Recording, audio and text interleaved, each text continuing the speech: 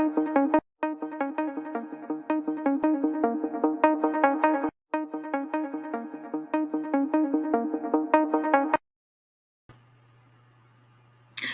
hello everyone and welcome to my channel, to Warren's Team Talk. I hope you're all really well today and having a great day. And yeah, thank you very much for coming and tuning in. And today it's a very special day. It's the last day of this Premier League season, and Sunday the 22nd of May. And to be honest with you, I'm fucking glad to see the back of it. With all the bullshit and nonsense that's going on at my club, it's an absolute fucking shambles. The whole fucking lot of it. Mikel Arteta, Vinay, Richard Garlick, Edu, and last but not least, the fucking main culprit, the one that employed all these cunts, fucking Josh and Stanley Kroenke. We need to get these pricks out of our club. Because I'm telling you, until those two dickheads are out of this club isn't going fucking anywhere. Get them out. Wake up and smell the fucking coffee. For fuck's sake. Honestly, you fucking pricks are supporters that keep backing this bullshit. Fucking wake up. Wake up.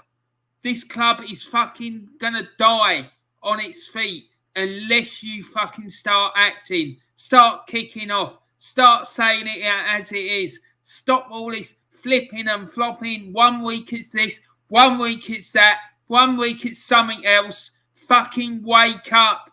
You're fucking killing your club the way you're carrying on. AFTV, Julian, fucking Dan Potts, fucking Lee Judges, all of them. Bunch of fucking cunts. They couldn't give a fucking shit about this club. They're all on the payroll of the club. Get them out. They're not fucking real fans. They're scumbags. And I want the fucking lot of them out. Right? Until Josh Kroenke, Stan Kroenke leave this club isn't going anywhere. And I'm telling you, I've had a fucking guts full of it. It's fucking breaking my heart. And these fucking so-called self-imposed fucking super fans, whatever it is that they call themselves, are a bunch of fucking pricks. Honestly, they couldn't give a fucking shit about this club. They're not real fans. They're fucking scumbags. And the sooner they fuck off and go to another club, the better. And they can go and be super pricks over there. Because that's what they are. Super pricks. They're not fucking super fans. I'm telling you. The super fans of this club are the likes of fucking Jez and fucking Kenny Ken and Carl Walsh and Delboy Gunner and all the other ones who say it is. Not these fucking dickheads who are getting paid by the club and go into their fucking executive boxes at the Emirates. No, fuck off. And while you're at it, when we get rid of the owners, bring back the real fucking badge with the Latin emblem on it. Victoria Concordia Crescit. Because there's no fucking harmony at this club at the moment, I'm telling you. It's a fucking shambles. So I'm going to stop ranting now because it's not doing my blood pressure any good, I'm telling you. But I'm fucking sick of this bullshit. And tomorrow I'm going to be doing a video and I'm going to fucking lay it all on the table. I'm telling you. I'm sick and tired of this bullshit. We got Craig Malloy in the chat and says Arteta deserves a slap of honour. Yeah, he does. And fucking Josh and Stan Kroenke deserve one for fucking employing the cunt in the first place. It's a fucking joke. They do not want this club to be successful. That is why they fucking employed him. So at the end of the day, if you employ a prick and he does a prick job, who's to blame? The prick or the fucking prick that employed him? Ask yourselves that. That's what I'd say. Anyway, so let's get on with it. Nice to see you, Craig. I hope you're well, mate. Right, so there's some really great YouTube channels out there as well. We've got Arsenal Alex, the Aussie Gooner, Diesel Arsenal, Delboy Gunner TV, Arsenal, the history and more, Gracie-Mae, NorthsideLdn, SFeatleyTV, and Carl Walsh Gunner. Now, I'm just going to give you a little couple of minute breakdown about each one. Arsenal Alex, he does really, really great videos. He really gives it to the club and kicks off about Arteta. And yeah, I love his work. I really do. I think it's great. Then there's the Aussie Gooner. The Aussie Gooner is a real mad, passionate Aussie, and he absolutely loves this club, and he sees the truth. He knows the story with fucking Stan and Josh Kroenke. He's worked it out. He can see the bullshit behind the lies, the same as all the other real ones. Then there's Diesel Arsenal, absolutely top man, and he talks about all sorts of things to do with life, but he also talks about Arsenal. That's the main thrust of his channel, but he talks about life, films, and once every couple of weeks he has me on there to talk about the paranormal. And yesterday I did a video about Bigfoot, which was absolutely fucking excellent, I have to say. I'm not trying to big myself up, but I thought it was. The only issue, there was a slight problem with a couple of the images, but the rest of it was fucking wild. So go and check it out, because it was great. And we're going to do one about the Loch Ness Monster in a couple of weeks. So make sure you check that out as well. And I'm sure Diesel will be going off at the deep end about this club as well shortly. Delboy Gunner TV, another top man. He hails from Dublin in Ireland, and he's passionate about Arsenal, and he talks about all sorts of things to do with Arsenal Football Club. And he loves calling out these pricks who talk absolute bollocks about our club. And he'll be coming on at half time to talk about what he's going to do tonight, because when this show's finished, on his channel, he's going to do a fan call-in show where people can come in and have their say. So make sure you keep an eye out for that. Then there's Jess Collins, he's Arsenal, the history and more. He's a passionate, lifelong Arsenal fan. He's been supporting the club since 1967. Yeah, 1967. He's seen it all, mate. He's seen, I think he said the other day, it's something like 1,600 games he's been to see involving Arsenal. He's an absolute top man, a lovely bloke. I love him to bits. And what he doesn't know about Arsenal ain't worth knowing. On his channel, predominantly, he talks about the history of Arsenal Football Club. So go and check that out. But he also does match reviews and talks about incidents to do with the club as and when they arise. And then we've got Gracie-Mae, young Gracie. She is the future of this football club. And I'm telling you, all the time we got fans like her fighting for what's right and what's proper. This club has got a safe future ahead of it, because she is a real hardcore Arsenal fan, and she's great, honestly. And all the time that she's involved with the club and its fan base, I feel secure that the club's got a bright future, because we need fans like her moving forward. Because, you know, I'm not going to be around forever. Neither's Jez and Kenny Ken and all of the older statesmen of the fan base. We're not going to be here for much longer. Well, hopefully we will, but not fucking forever and a day. And then we got NorthsideLdn, another young Arsenal fan.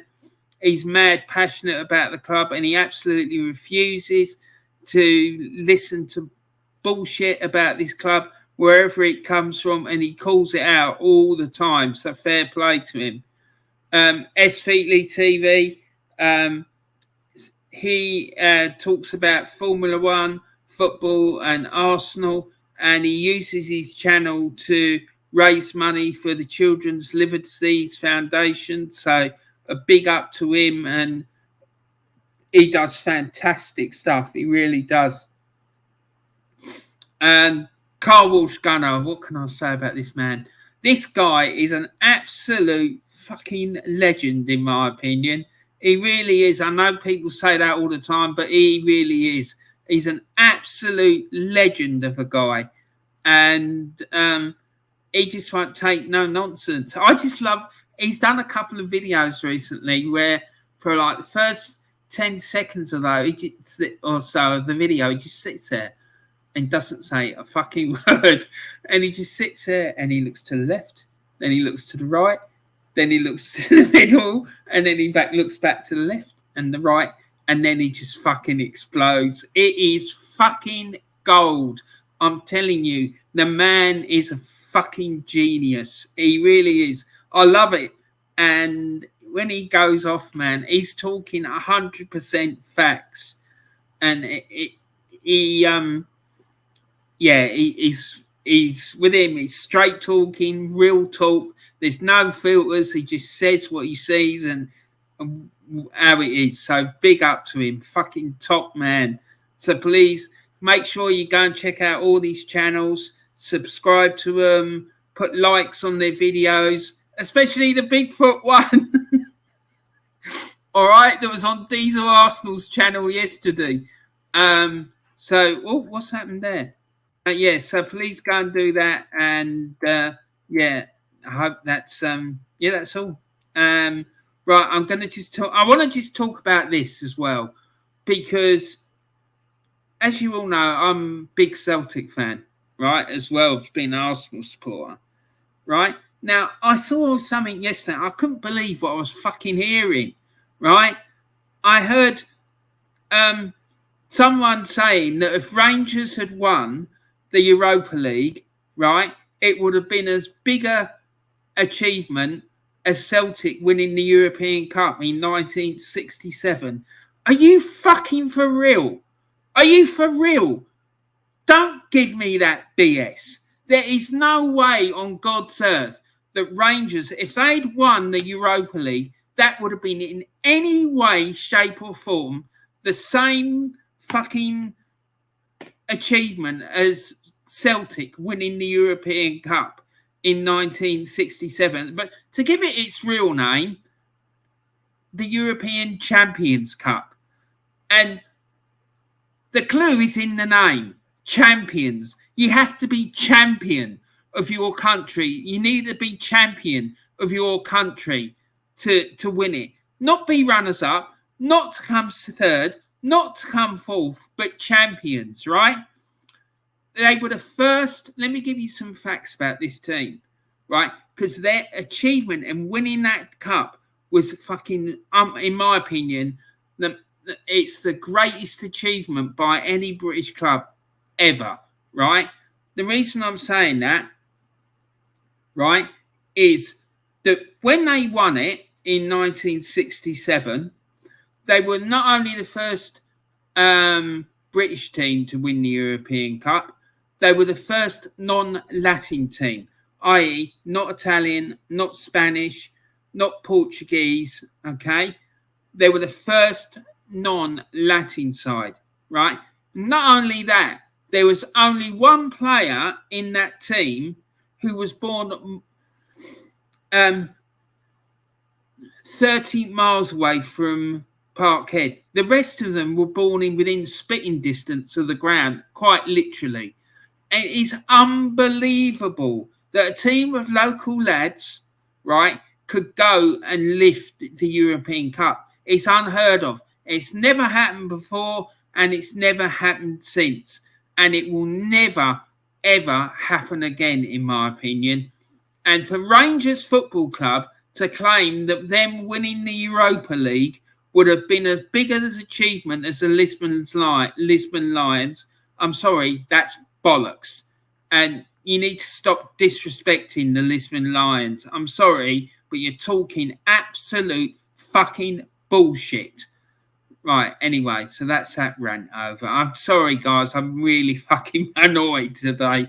So, I just want to say hello to Dan Evans. Hello, Dan. Perfect timing. Just back from my army cadet camp. Fair play to you, mate. I hope you had a good time and that you enjoyed it. And McManus Gaming says, "Hey Warren, how's it going? Did OSG send you that video I sent him?" No, I haven't seen a video by from OSG. He may have done, but I don't know how he sent it or where he sent it. But I haven't seen it. But yeah, if you want to send it to me, you can email it to me if you want. I'm just going to put my email address in the chat.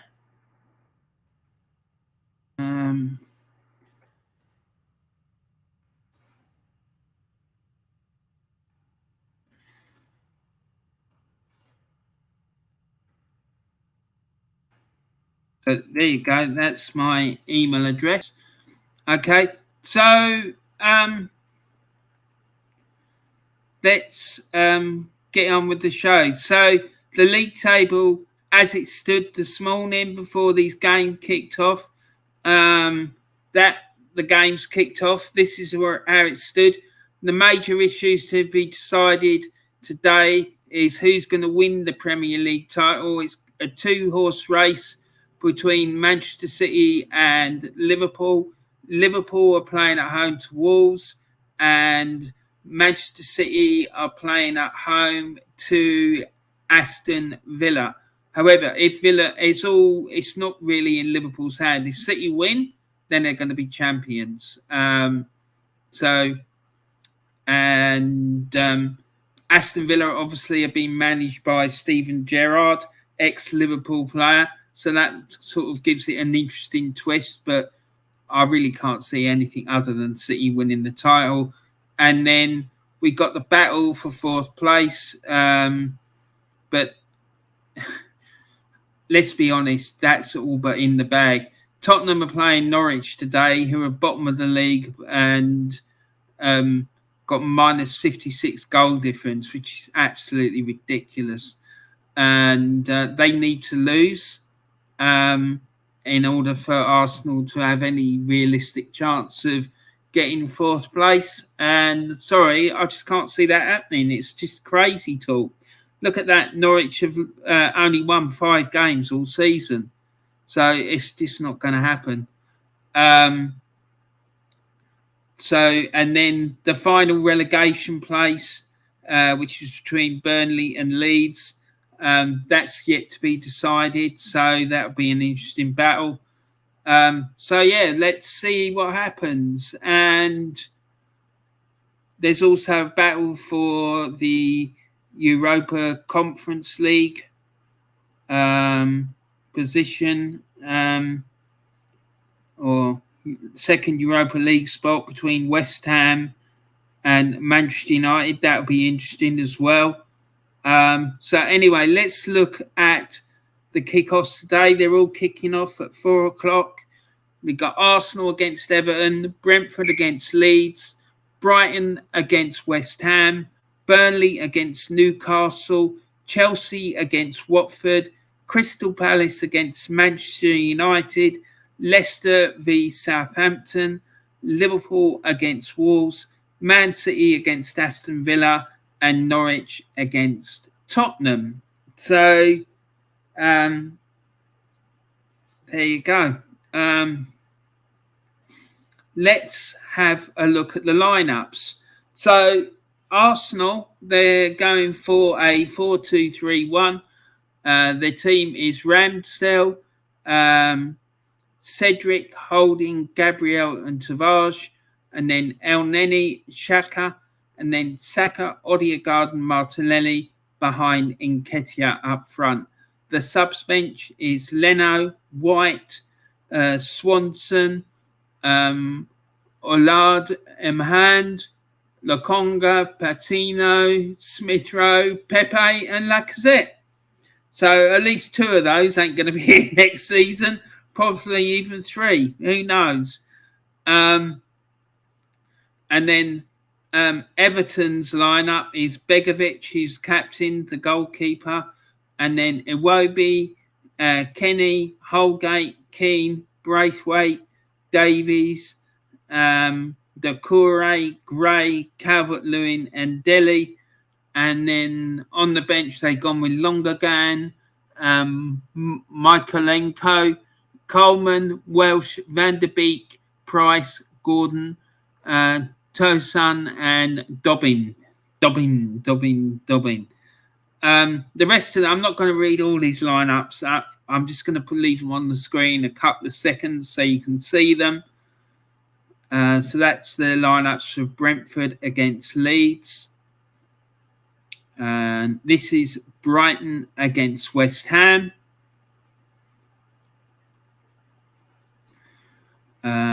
This is the lineups for Burnley against Newcastle United.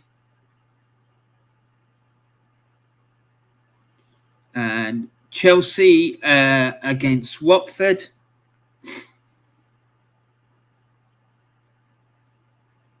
And this is Palace against Manchester United. And Leicester against Southampton. Liverpool against Wolves.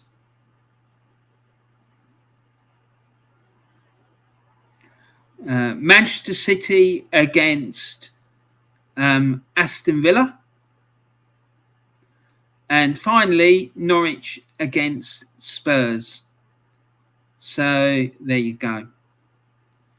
So let's put this back on the fixtures.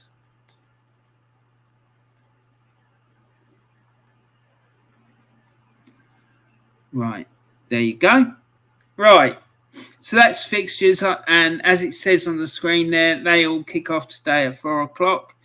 We got some more chats here, and the McManus Gaming says, "Cool, I'll do that. Good man, and I'll have a look at it." And Bargav says, "Hey Warren, hi mate, how are you? I hope you're well. Thanks very much for joining us. I hope you enjoy it." And he says, "So many great end of year storylines." Yeah, it is actually. It's quite interesting. I like the fact that nothing's really been settled yet. So let's see what happens today. Should be an interesting afternoon. So what do you guys think?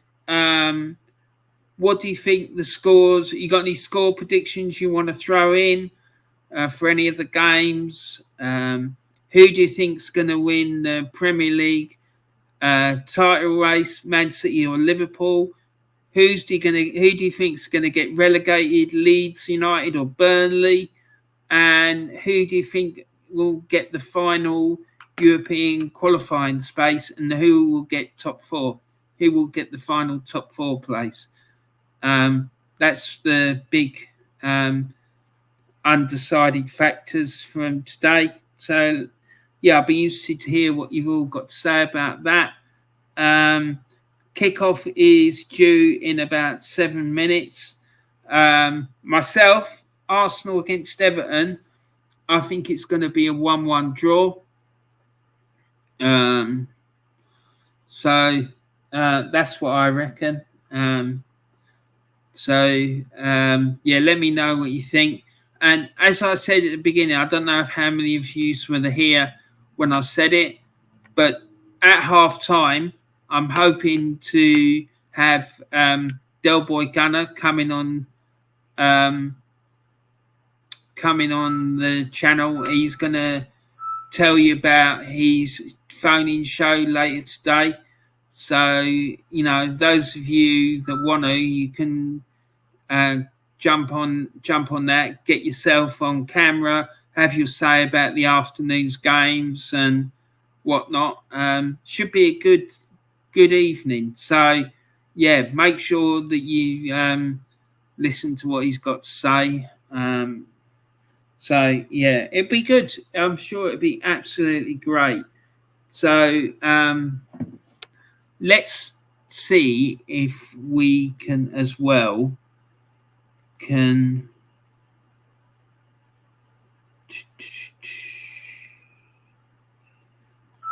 I'm just going to put this on as well. So that's the Everton formation. They're going with a 3-4-2-1. And as you can see, Arsenal going for 4-2-3-1. which is what we've been playing a lot recently. So let's have a look at Brentford and Leeds. So Brentford are going for a 4-3-3.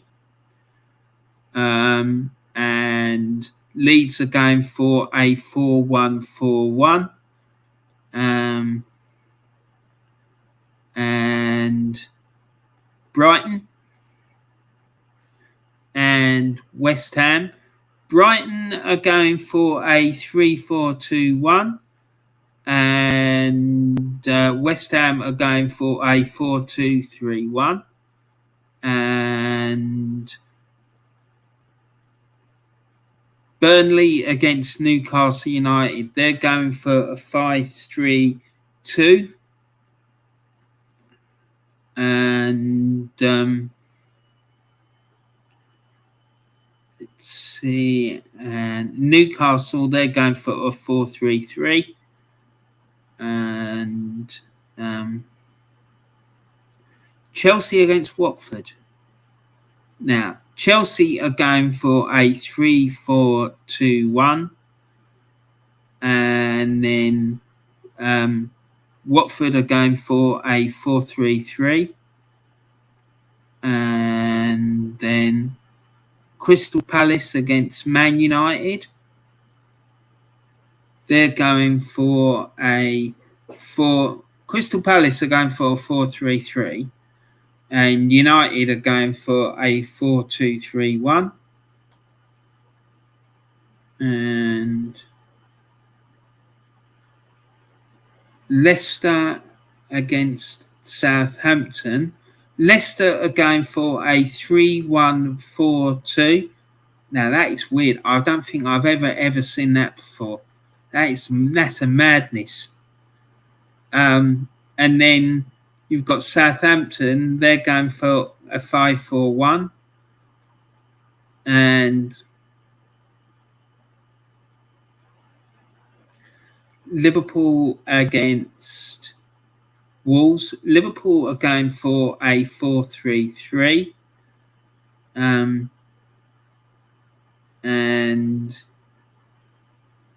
Wolves are going for a 3-5-2.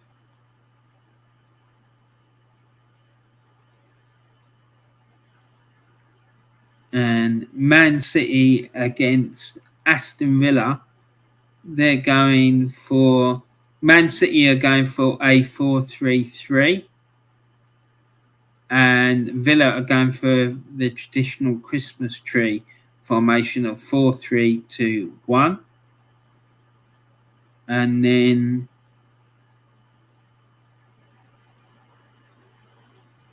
Norwich against Tottenham.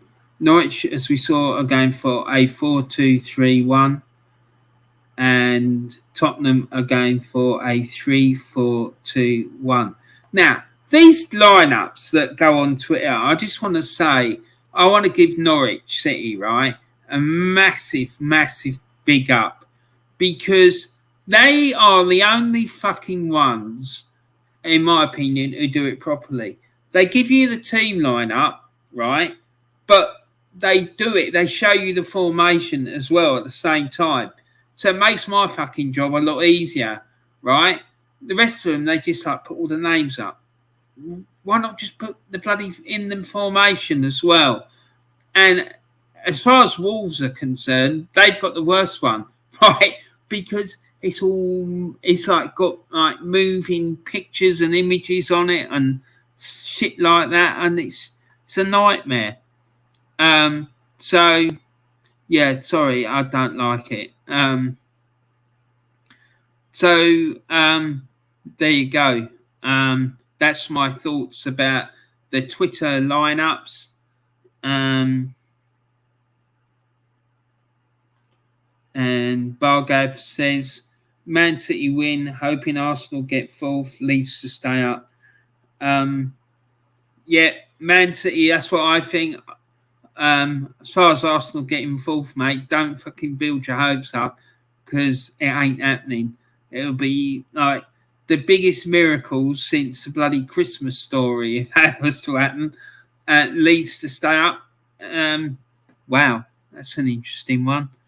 I think they're gone. I do. I think Burnley will do it. I think they'll do what they need to do. But you never know. It could go either way, that one. But Arsenal getting top four, that ain't happening, mate. It ain't. It's just not going to happen.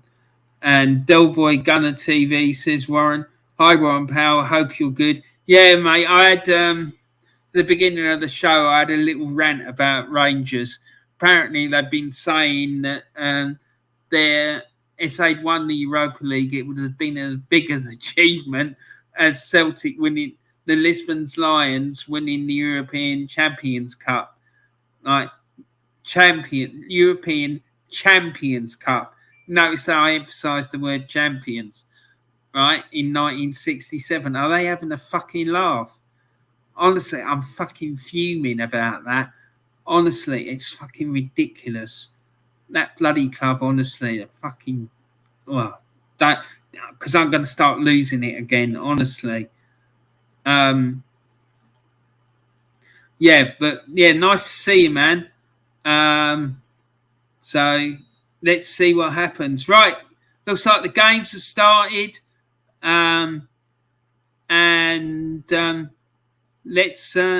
Let's get going, as they say.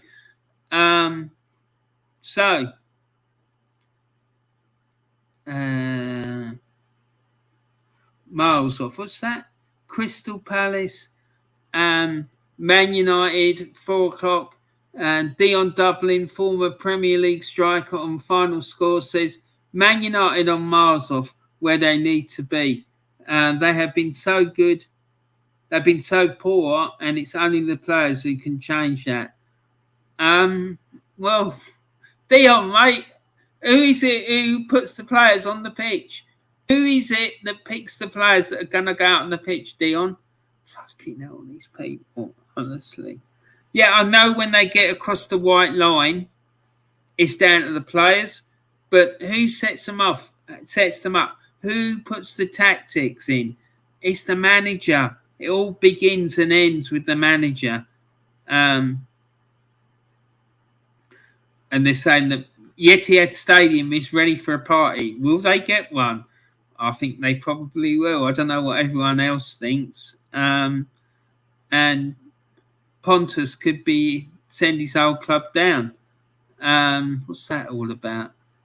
Simon Stone is at the Brentford Community Stadium, and he's saying former Leeds defender Pontus Jansson, skipper of Brentford today, could be about to send his old club. Could he be about to send his old club down? Well, let's see. Arsenal are straight on the attack, but a cross goes past everyone. They need to win and hope Spurs lose. Yeah, well, that ain't happening. Brentford 0, and it's a goal. There's a goal already. Fucking hell. Jesus Christ. Here we go. The madness has started.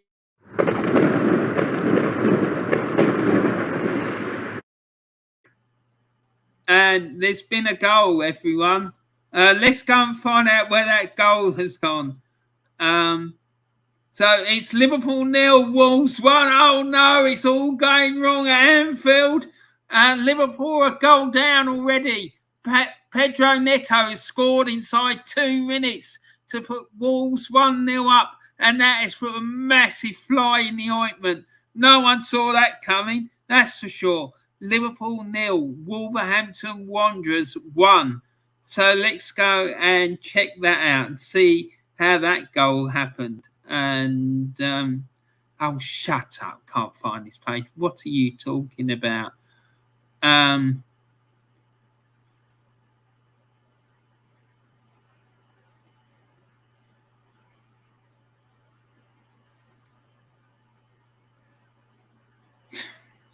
Oh, the BBC's at it again. Jesus Christ. No, apparently they can't show us it. What are they talking about? No.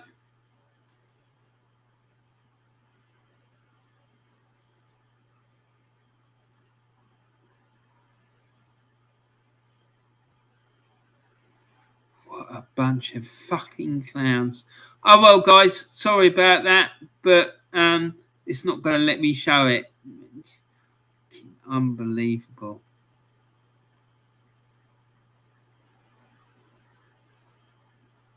So yeah, there you go. Pedro Neto put Wolves 1-0 up at Anfield. Norwich 0, Spurs 0. Spurs striker Harry Kane spins outside the box and shoot, but it hits a Norwich defender. Yeah, it looks like it's going to be a difficult afternoon for that Norwich goalkeeper and Norwich defence. Looks like they're going to have a really difficult day on their hands. Arsenal 0, Everton 0. Alistair McGowan at the Emirates Stadium. 2 minutes in, and Arsenal fans are singing Patrick Vieira's name loudly, presumably after his altercation with an Everton fan on Thursday. Former Tottenham midfielder Dele Alli's touch is met with boos. Arsenal have started fastest. Well, there you go. Pity they didn't start fast against Newcastle and Spurs, isn't it? And fucking finish the job. Fucking bunch of muppets. Chelsea 0, Watford 0.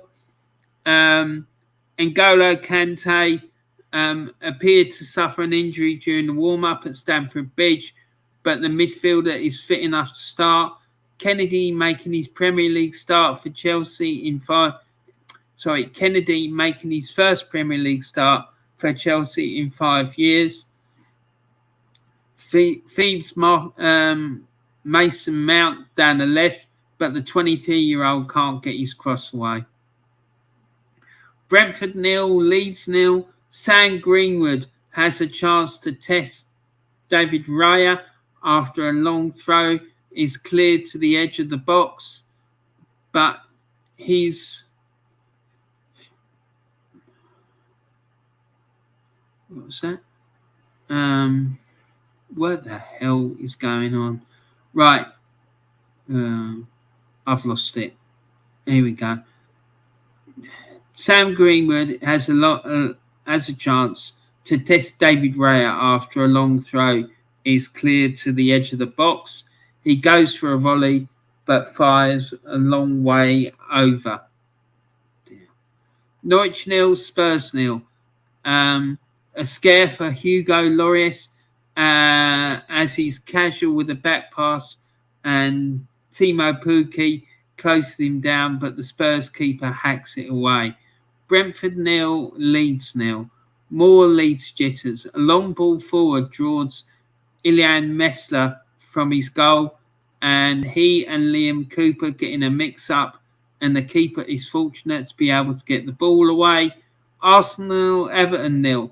First chance for Arsenal after a bit of a scramble in the box, but Martin Odegaard's shot is blocked. A bit more uncertainty from the corner, but Everton clear. And there's a close effort here. Luis Diaz curls it in from the right and picks out Yoel Matip. He should have probably hit the target. But he nods it inches wide. Liverpool are looking for a quick reaction. It's the fourth league game in a row they've gone behind. Wow, is that right? Stephen Warnock, former Liverpool defender, on BBC Radio 5 Live. The Wolves fans are ecstatic, and they should be. It's a strange start for them. They come to Anfield to upset a potential party. It's a mistake from Ibrahima Konate, who's in for Virgil van Dijk. He goes to get the header and reads the flight completely wrong. It goes over his head, and Raul Jimenez latches onto the ball. It's a simple tap-in for Pedro Neto. A dream start for Wolves and a nightmare for Liverpool. So we did get a description of what happened for the goal, albeit it's about 5 minutes after the event. So thanks, BBC. You absolute useless muppets. And there you go. Look, there's a flare on the pitch.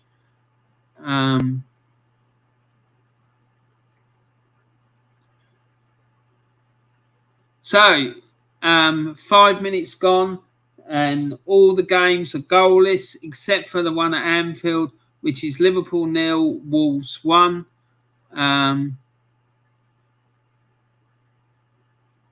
So, yeah, let's have a look at the chat, see what's going on in the chat. There's 4 people watching so far. So fair play to all the guys that are watching. Thanks very much for joining. James Dunlop says, afternoon, Warren. I hope you're well, mate. Cannot believe it's the final day. It's flown by, yeah. And I'm glad it's fucking over with, to be honest with you, mate. It's been horrendous. And Delboy Gunner says Wolves have scored. Yeah, bloody hell. That is put a proper fly in the ointment, that has. And Bargav says Arsenal fourth is more out of hope. Europa League group stages are so boring. Yeah, so's his fucking manager as well. He's boring as shit. His tactics are shit. He can't manage people, players. He can't coach. He can't fucking motivate people. His tactics are useless. And all in all, in short, he's fucking crap. So he needs to go and fucking take Kroenke with him. The pair of them are a fucking diabolical fucking nightmare. Get them out. Fucking pair of them. James Dunlop says, also notice Wolves' scores. I'll be surprised if Liverpool don't find an instant response. Yeah, but it's the worst team in the world to have to try and score against because their defence is, up until a couple of weeks ago, it's fucking watertight. They didn't score many goals, but they didn't concede many either. But yeah, you're right, mate. I'll be surprised as well. Delboy Gunner TV. Hi, James and Joe. James Dunlop says your prediction for Arsenal Everton. I've gone for a 1-1 draw. Me too, mate. That's what I think. So, what does everyone else think about the Arsenal Everton game? What's the predictions? Throw it in the chat. And there's been another goal. Here we go. Here we go.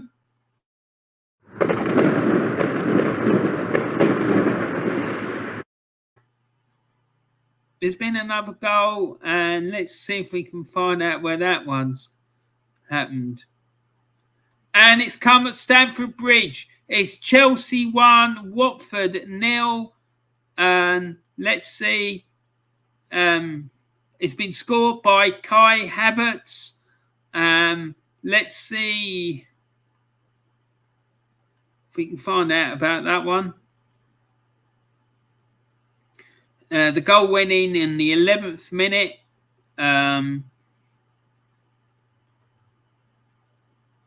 So there we go. Goal. Chelsea 1, Watford 0. Kai Havertz, Chelsea.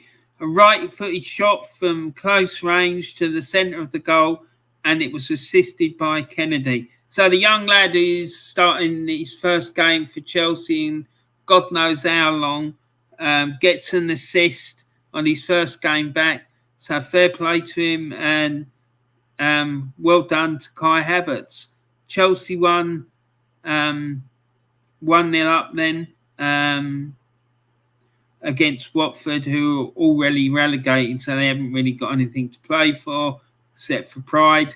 So there you go. Chelsea 1, Watford 0.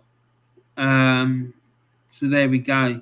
Yeah, so like I was saying, throw in the chat what you think about what's going to happen in the Arsenal Everton game, and predictions for all the other games as well. If you want to do that, that'd be pretty interesting. Del Boy Gunner says, I agree, James. Yeah, also, everyone, please go and subscribe to Del Boy's channel. Fucking, this guy is a top man. He really is. And he's mad, passionate Arsenal fan. His shows are superb. He's doing a fan phone-in once the games are finished. So make sure you go and check that out. He's coming on at half-time to have a quick chat with us all and tell us about that. So, yeah, I'm looking forward to seeing him a bit later. And Delboy says, I like Arteta's jumper. I wonder where he shops. Mate, that's all I could say about his clothes. His clothes are pretty decent. The rest of it, mind you, on £8.5 million a year, I think I'd have decent clothes as well. Fuck's sake. 8.5 million for absolute dog shit, honestly. It's a joke. James says, before you ask, Warren, no, I never went on the pitch on Thursday night, laugh out loud. It was a wild atmosphere, though. No, I wasn't going to ask you about that, mate, because I'm like fucking angry about the reaction of it. Do you know what I mean? Yeah, you know, the business with Vieira and whatnot, I was a bit naughty, but why do we never hear people kicking off about rugby fans invading the pitch? Why is it only or when cricket fans run on the pitch? Why is it only when it's football fans that it gets condemned? I'm sorry, because we all know why it is. It's bollocks. I'm sorry, it is. And particularly the rugby. I mean, all upper class fucking Tory cunts as far as I'm concerned. But there you go. Warren, check your email when you get a chance. I sent you a YouTube video of the Fast Show Arsenal fan, Julian. God fucking hell. That would be absolutely hilarious. I'm looking forward to that, mate. Yeah, that would be wild. Jay's Dunlop, I've said to City just to edge it in the title and Leeds to go down. That's what I think as well, mate. I have to agree with you. Spurs are missing chances. Yeah, well, that won't. It doesn't matter if they miss all they want. As long as Norwich don't score, they'll be fine.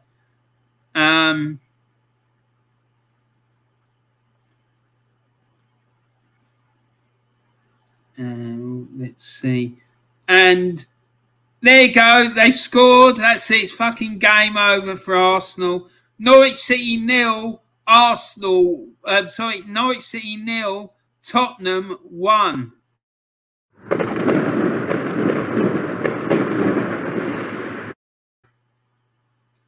And let's go and see how that went in.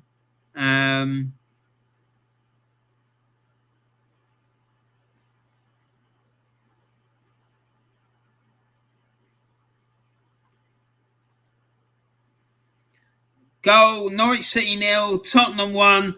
Dejan Kulusevski, Tottenham Hotspur, left-footed shot from the centre of the box to the bottom left corner, assisted by Rodrigo Bentancur. Yeah, there you go. So, yeah, Dejan Kulusevski put Spurs 1-0 up at Carrow Road, and that's more or less put pay on Arsenal's top 4 hopes. So that's it, over and done with. If it stays like that, Arsenal will be playing in the Europa League next season.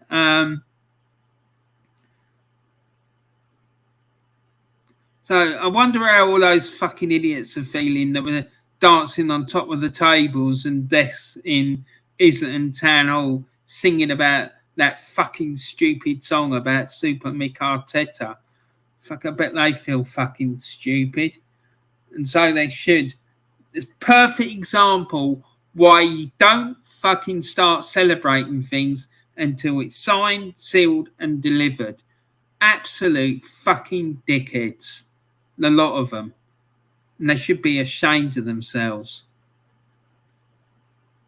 So let's go back to the comments.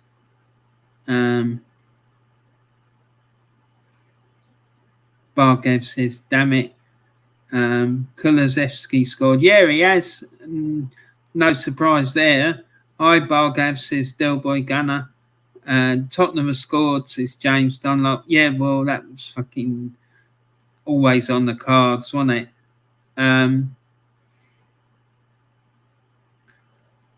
Bargav says hello to Delboy.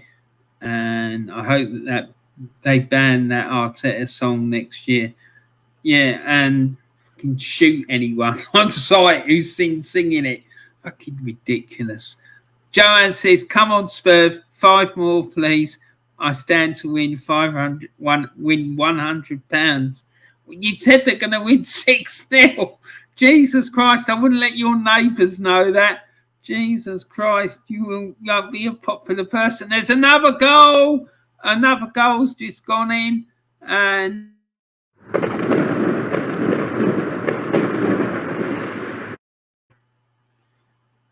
it's Brentford 0, Leeds United 1. Wow, there you go. And it's been scored by Joe Gethart for Leeds. And it's another goal gone in. And it's video assistant referee this time. But hold on, the Leeds goal's having a VAR check on it. And it looks like Gethart was offside by his shoulder. Fucking hell. It's honestly, it's some madness, isn't it? Looks like I played my video a bit too early. So the Burnley fans will be on tenterhooks, biting their nails now. And it's been disallowed. So it goes back to being Brentford 0, Leeds 0. They've deemed it as being offside. Leeds aren't ahead, but Newcastle are emotional roller coaster. So let's see what's going on there.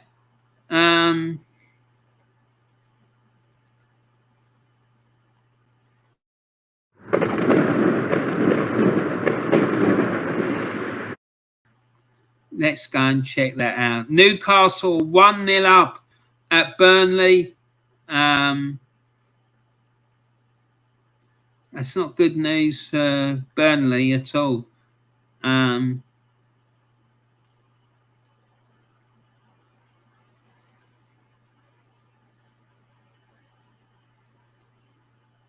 Yeah, so it's Burnley 0, Newcastle United 1. Newcastle take the lead after Callum Wilson from Newcastle United converts the penalty with a right-footed shot to the bottom right corner. Basically, what happened there, a penalty was conceded by Nathan Collins. Burnley with a handball in the penalty area, and there was a VAR decision, and it went to a penalty kick. And yeah, Callum Wilson put it away. So it's Burnley 0, Newcastle United 1. So there you go. So let's have a quick update of the scores. It's Arsenal 0, Everton 0, Brentford 0, Leeds 0. It's Brighton 0, West Ham 0. It's Burnley 0, Newcastle United 1. It's Chelsea 1, Watford 0. Crystal Palace 0, Manchester United 0. Leicester 0, Southampton 0. Liverpool 0, Wolves 1. Manchester City 0, Aston Villa 0. And Norwich 0, Tottenham Hotspur 1. So there you go, people. Let's do this. What the fuck is it doing? What the fuck is going on?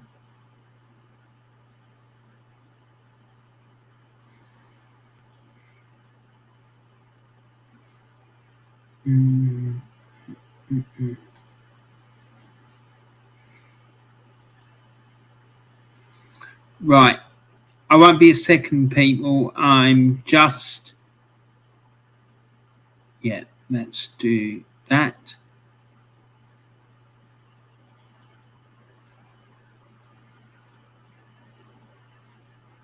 I'm just gonna get if I can get the live table, Premier League table, so that we can refer to that as well.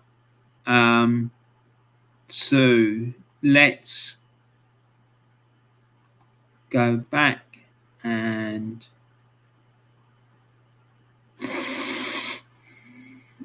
let's have a look at the live Premier League table, see what's going on with that.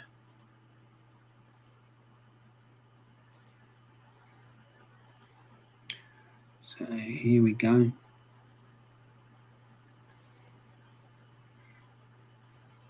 Right, so here we go. As it stands at the moment, Man City are winning the Premier League title by 2 points. Manchester City are in third with 74 points. Tottenham will be finishing fourth with 71, and Arsenal 4 points behind on 67 and finish fifth.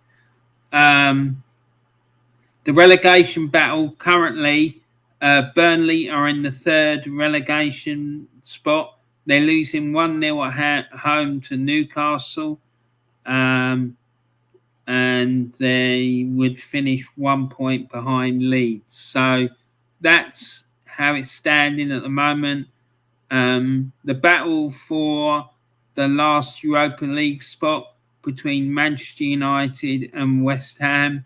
Manchester United are in pole position with that as well at the moment, which would mean that West Ham will be in the Europa, the Conference League.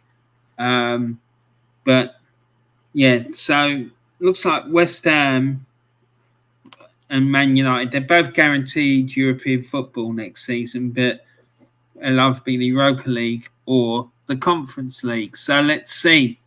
Let's keep a close eye on that as well. So I'm just going to bring up that. And it looks like there's a goal at the Emirates, everyone. There's a goal at the Emirates.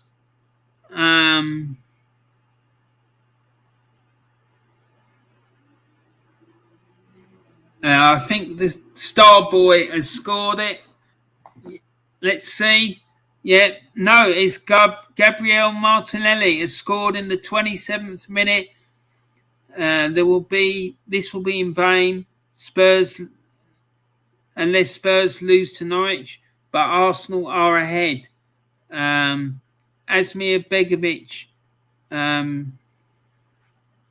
tries various tricks to delay the penalty, but Gabriel Martinelli sends him the wrong way.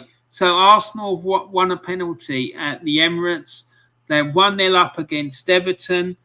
They scored in the 27th minute. So let's see if we can find out a bit more about that.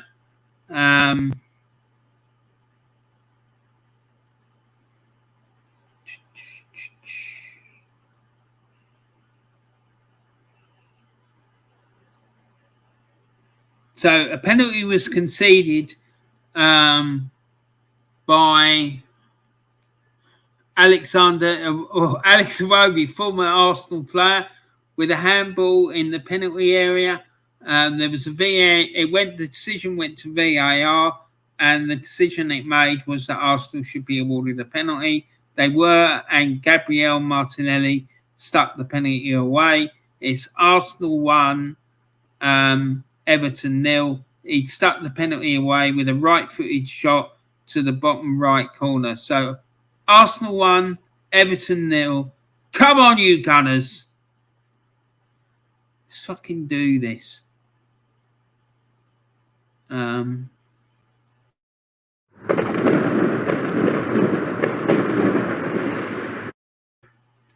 So let's have a look at the chat.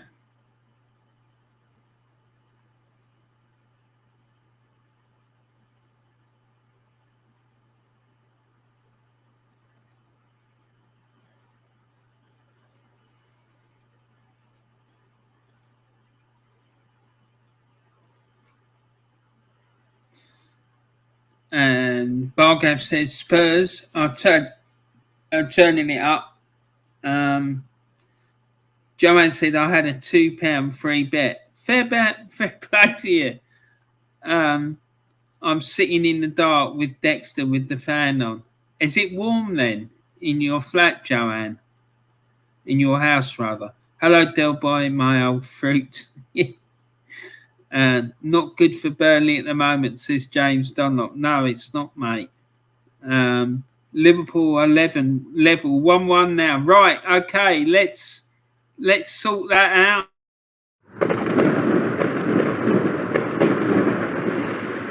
Thank you very much, James, for keeping me up to date. Well, trying to anyway. So let's. What the hell?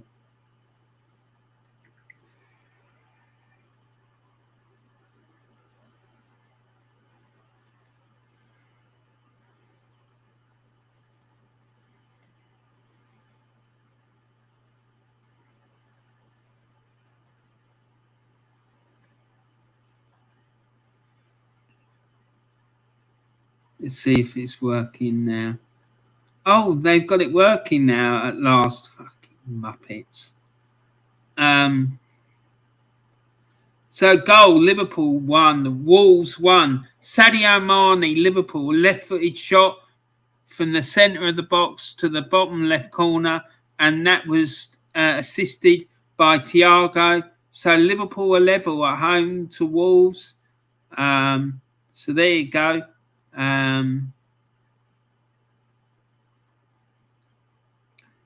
And there's been another goal at the Emirates.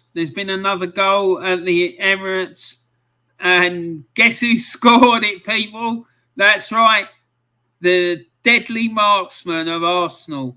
The one and the only, the golden boy, Eddie Nketiah, has scored for Arsenal. Arsenal 2, Everton 0. Why does it keep showing me that? No.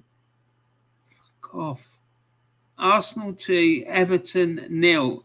Eddie Nketiah has scored for Arsenal. Put them 2-0 up at home to Everton. Goal. Arsenal 2, Everton 0. Eddie Nketiah, a header from very close range to the centre of the goal, assisted by Gabriel Martinelli with a headed pass following a corner. So there you go. Arsenal 2-0 up now, thanks to their League One superstar Eddie Nketiah. So yeah, there we go. So it's Arsenal 2, Everton 0, Brentford 0, and it's another goal. Where's that gone?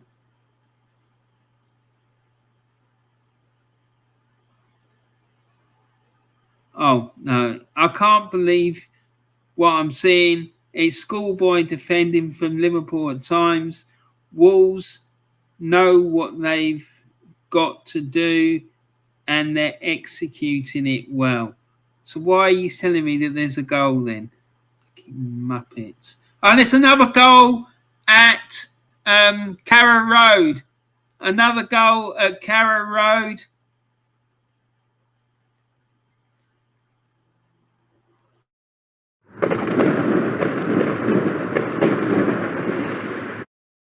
It's Norwich City 0, Tottenham Hotspur 2.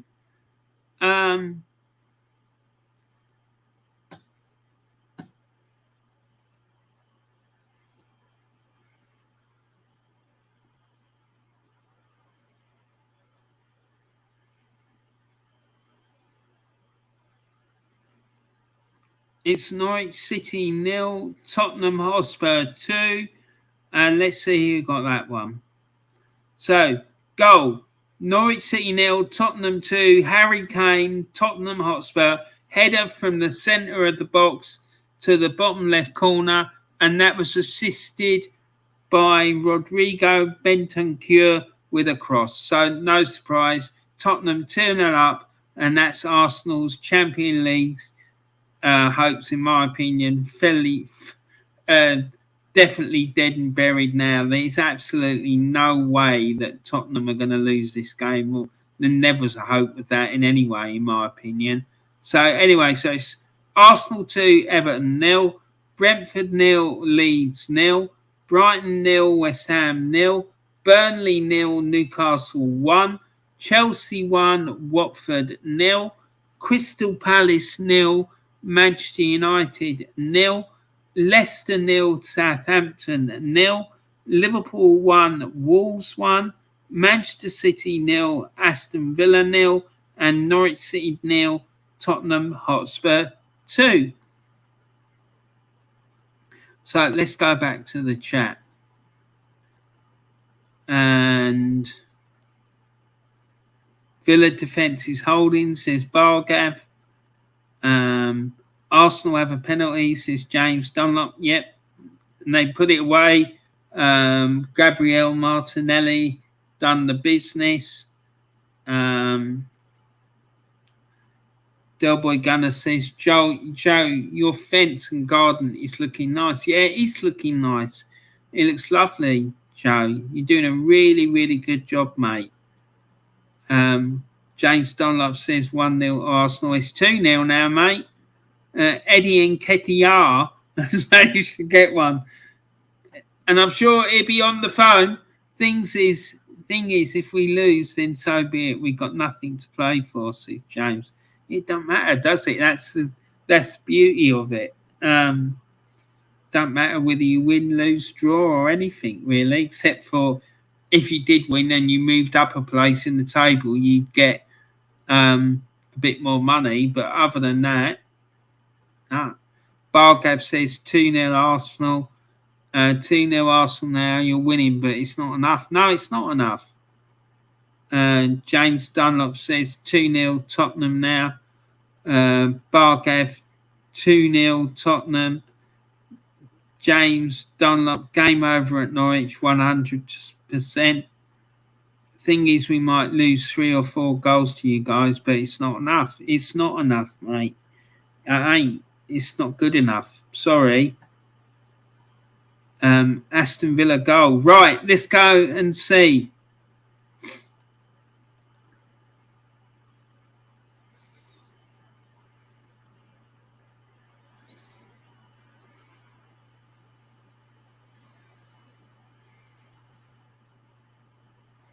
And this goal at the Etihad. It's Manchester City 0, Aston Villa 1, and Matty Cash, I think it is, who scored it.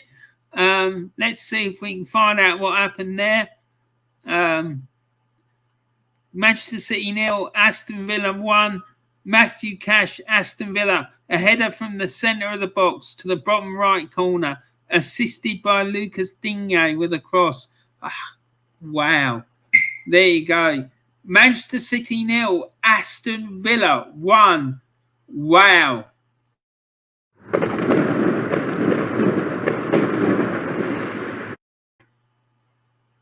There you go. So let's have a look at the Premier League table now to see what that does. I'm not quite sure how that would affect it, but let's have a look.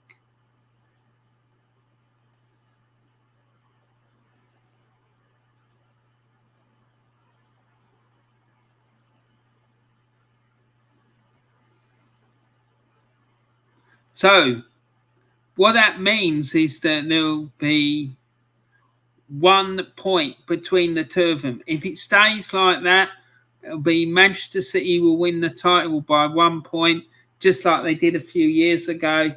But if Liverpool get a winner, the cat really will be amongst the pigeons, because it will mean that Liverpool could be in with a chance of winning it. So Villa are doing it, and Steven Gerrard in particular is doing his old club a real massive favour at the moment.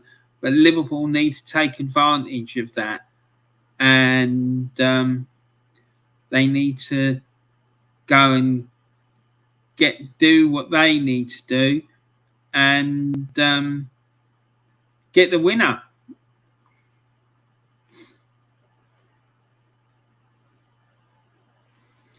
So let's go back.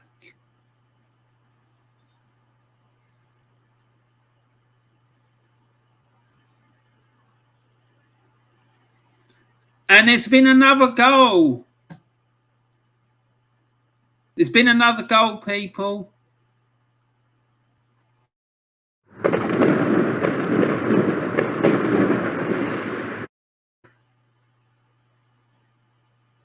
And this one has come at Crystal Palace.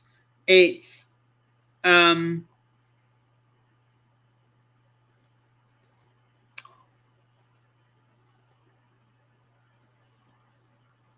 now Crystal Palace 1, Manchester United 0, and this one,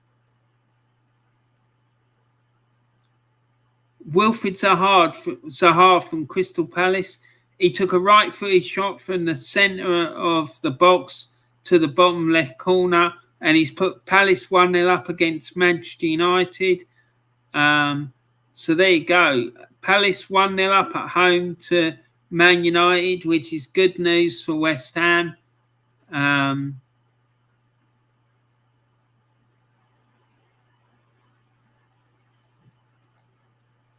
Because I think that means if it was to stay like that, I think, and West Ham were to win, that they would leapfrog United into the Europa League. So let's see what happens.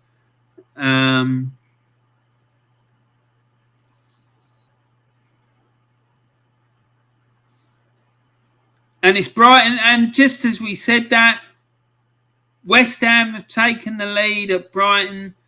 It's what the hell happened there? It's Brighton 0, West Ham United 1, and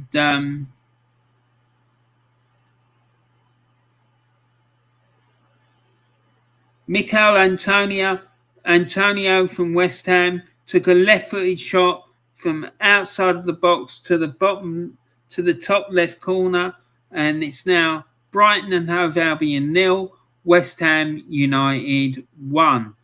So there you go.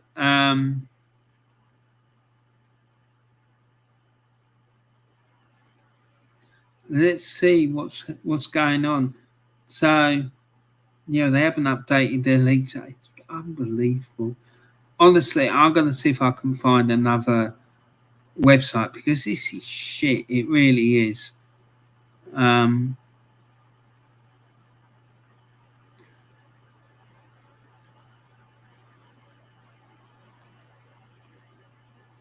So 1-0 Villa, says James Dunlop. Thank you, James. If City lose the title, then questions have to be asked. They certainly do, mate. Palace are 1-0 up against United, says James. 100%, mate. Liverpool have to score, then they will be champions as it stands. That's right. Hello, I'm back, says Joanne. I'm back, B, on Diesel channel, spitting myself in 10 today. Is he streaming? Fair play to Diesel. Big up to him. Is he doing a watch along? Let me see. I'm just having a look, people. I'm just having a look to see what Diesel's up to. Fucking hell. Yeah, he is. He's doing a live watch along. Bless him. Taste tested. So I'm just going to put a message in telling him that I'm... For fuck's sake, these adverts, man, they're pissing me off. Like on his video.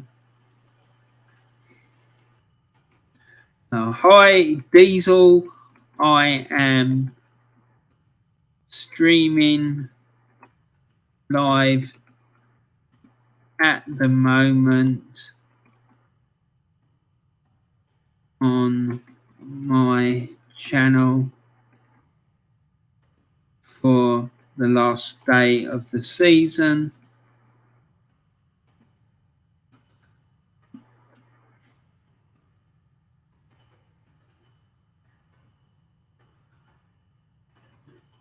I hope it's going well.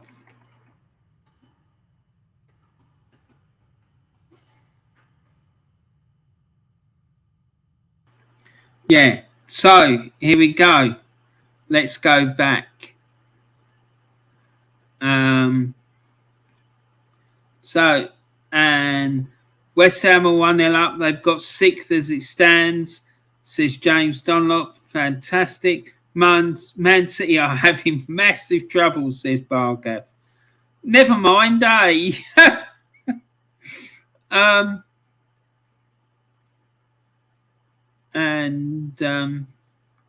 Let's see what's going on. So let's see. So it's Arsenal 2, Everton 0, Brighton and Leeds, Leicester and Southampton are both goalless. It's Brighton 0, West Ham 1, Burnley 0, Newcastle 1, Chelsea 1, Watford 0, Crystal Palace 1, Man United 0, Liverpool 1, Wolves 1, Man City 0, Aston Villa 1, Norwich City 0, Tottenham Hotspur 2. Spurs almost got a third at Carrow Road, but Tim Krul parries Ben Davies' long-range shot. So there you go. It looks like it's getting really exciting now. There has been 45 minutes, almost half-time now in the games. Christ, it only feels like 5 minutes ago that we started this, but there you go. It's almost half-time. Man City 0, Aston Villa 1. Gabriel Jesus makes a smart run in behind Callum Chambers, but he's back to block the shot. This is tense. Yeah. Half-time, Leicester 0, Southampton 0, Norwich City 0, Spurs 2. The half-time whistle blows there as well.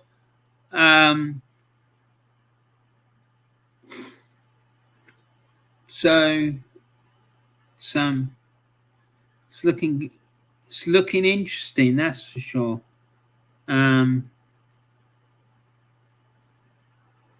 Another half-time whistle has gone, and this one has Wilfried Zaha goal the difference at the break. Leicester 0, Southampton 0 at half-time. Crystal Palace 1, Manchester United 0 at half-time. So there you go. There you have it.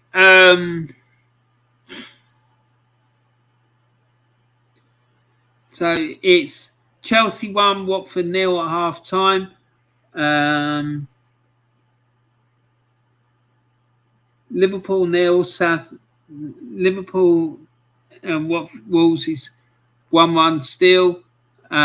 Hits the word work. Chelsea 1, Watford 0. Kennedy and Kai Havertz almost combine again to double the Blues' advantage. Havertz latches onto Kennedy's pass, but his fierce shot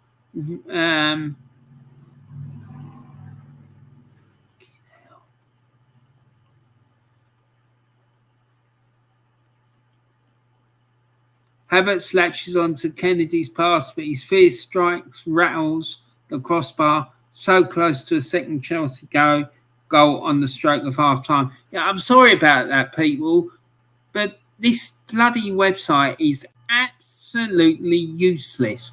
They just suddenly throw in 3 or 4 things. You're reading one out, and then the next thing you know, it's like halfway down the next page. It's a fucking joke. Brighton 0, West Ham 1 at half-time. Half-time, Chelsea 1, Watford 0. A goal, and it's been a goal at the Emirates. Donny van der Beek has pulled one back for Everton. It's Arsenal 2, Everton 1. And don't be surprised if Everton don't get another one in the second half.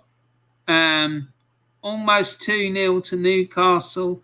the visitors break, and Alan St. Maximin is sent charging towards goal down the left. He gets past the covering man and fires a low shot that Nick Pope is down smartly to save. The Clarets have been bailed out so many times by their keeper in recent weeks. Half time, Brentford 0, Leeds 0. Half time, it's Man City 0, Aston Villa 1. So hold on a second, people.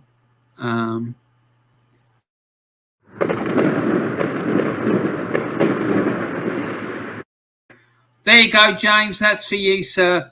Arsenal 2, Everton 1 now.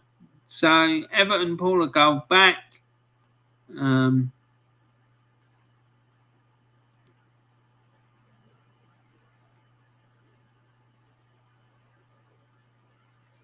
So here we go. Are we all at half time? No, Burnley are still trailing 1-0 at home to Newcastle. And Liverpool 1, Wolves 1. And the two games we're waiting for the half-time whistle to go. It says Leeds are halfway there. Simon Stone, he's reporting from the Brentford Community Stadium. Brentford 0, Leeds 0. Leeds are halfway to completing their salvage mission, but they are not safe in this game. Brentford have got themselves into positions from which they could create decent chances, but actually haven't done it. Nervy 45 minutes to come for the West Yorkshire side. Half-time, Liverpool 1, Wolves 1. So there we go. Sadio Mane's equaliser means Liverpool are level on points with City, but still losing out on goal difference. They have got to win this game. Huge second half to come. Yeah, by the way, BBC, this is supposed to be a live league table, but you still haven't updated it. Fucking joke. Mane scored that goal ages ago. Yeah? Sort your life out. Burnley 0, Newcastle 1. Agony for Burnley. They head in at the break in 18th place thanks to Callum Wilson's penalty awarded for handball against Nathan Collins. Here we go. They're fucking at it again. So much can change though. One goal here or at Brentford and the situation looks very different.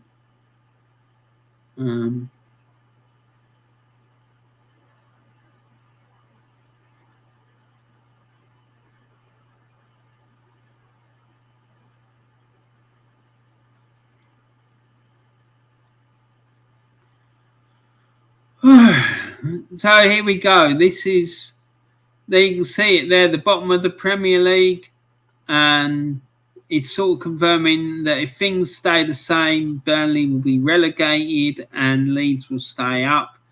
And as we know, Everton and Southampton are safe, irrespective of what happens today. So what was looking a very bleak situation up until a week or so ago is looking much rosier for Everton, but they're not out of the woods yet. And here we go. He's here, the main man, Mr. Delboy Gunner.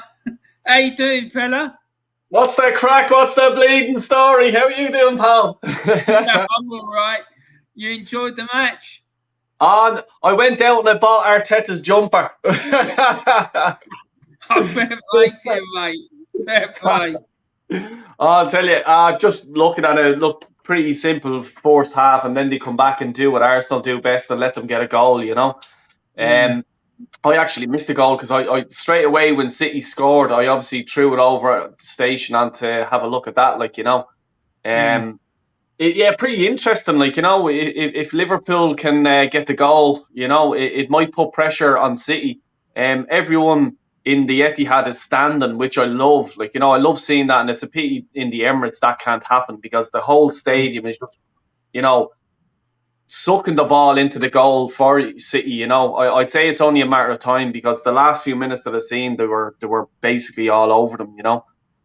But Villa got a break. Ivan Toney went through because City had so many players up, and they went straight through on goal. But Stones caught up with Ivan Toney, Jeremy, Ollie Watkins, and he basically took a tackle and just out there. But it'll be an interesting next 45 minutes. It will, mate. It will, and God knows what's going to happen. I wasn't expecting Man City to be losing at home to Villa. Yeah, either was I. Like, I couldn't believe when Wolves actually scored as well, to give Liverpool a scare. But I haven't a clue how that game is going. But I'd say Liverpool will finally come out winners on that. So it's up to Man City, really, what they want to do. Well, Wolves took the lead in that game. Like, they scored the first goal of the afternoon. Mm-hmm. And apparently Liverpool had chance after chance after chance. And they couldn't take their chances, and then finally they scored. But yeah, it's been a bit nervy at Anfield, I'd say. Yeah. I don't know if you can see that. Can you? The Premier League table there it is at the minute. Like Liverpool, Man City are winning it on goal difference by 5 goals. Oh, that'd be sickening, won't it? If you're a Liverpool supporter. Yeah. Just going back to the Arsenal game, I don't know if you've seen the goal, Gabby, when he scored a penalty, but he goes running straight to, I think it's the fitness coach or something like that. He ran straight for him, and he gave him a hug and stuff like that, I thought he was going to run over to Arteta, and I was there, please don't tell me he's going to give this guy a hug. But I think it's the fitness coach or something like that. That he runs over to and he gives him a big hug. I don't know what that's all about. And Everton as well. They made a change. They brought on Van der Beek and he actually scored. In the game as well. Xhaka was having words with Dele Alli. The two of them are going at it, and also. He was having a few words with Calvert-Lewin as well. So I think our transfer plan for Dominic Calvert-Lewin coming to Arsenal is gone because you could sort of read the lips and he just basically told Xhaka to fuck off. So now I want Dominic Calvert-Lewin at Arsenal. That's out the window then, obviously. Yeah. Well, let's get Xhaka out and him in, But there was a bit of that. But Dele Alli's getting awful abuse off the Arsenal fans, obviously, but does he care? No, couldn't give a shit, really, could he? No, what's he going to care? Do you know what I mean? These old clubs, they're sitting in 4th place comfortable. They're like 2-0 up at Norwich and coasting. Yeah, Champions League football next year. And it's interesting now with the West Ham game. I'm going to sort of flick over, in between that as well, because if they score, United are losing 1-0. If they score, United are into the Conference League, which is a big, big thing.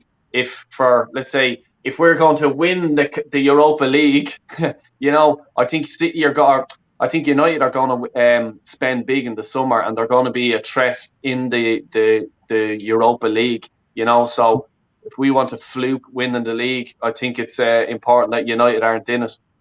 Yeah, the thing is, West Ham are currently sat 6th. Yeah, I know. But see, if because they're drawing 0-0, but if they score, they go ahead of United. They are ahead at the minute, mate. They are now, I think, yeah. Yeah. So United will be in the Conference League. Yeah, oh, Jesus Christ. That'll be nasty for them, Yeah, it will be, man. It will be, but fucking hell, man. What is going on at Arsenal, Del Boy? Oh, man. It's, for me, pretty much a good bit of the blame has to go with the fans. We're taking it. And just the camera looking around the stadium before the match, and there's so many people with the new jersey on, seriously. And you know, that to me is just says it all. Like, there's no end to this bullshit. You know, it's buy the merch. You know, whatever else they're gonna release in the summer, their fucking tour, their fourth or fifth kit or whatever the fuck they do. You know, you know, it's not going to end. They're singing his song, the Arteta song. I won't mention the words because it drives me insane. You know, even before the match, they were playing that song again from this guy, whoever wrote it, the fella who lives around the corner from the Emirates or something like that. I don't know who the guy is. I honestly, I do not know who the guy is. I'm not going to slag him or anything like that because I don't know him. But what's it about? I don't understand it. This new anthem they're trying to bring into the stadium. I don't get it. You know, everyone's singing it then as well beforehand. Why are you singing it? We're coming why fifth in the league. Why do we even need it? We've got an anthem. Yeah, I've been having this argument for the last 2-3 weeks, ever since this thing was announced. Been telling people we have an anthem. What is wrong with you people? You know, and I heard something Jez said the other day, that someone came in his chat and said to him, what is the relevance of talking about Arsenal's history?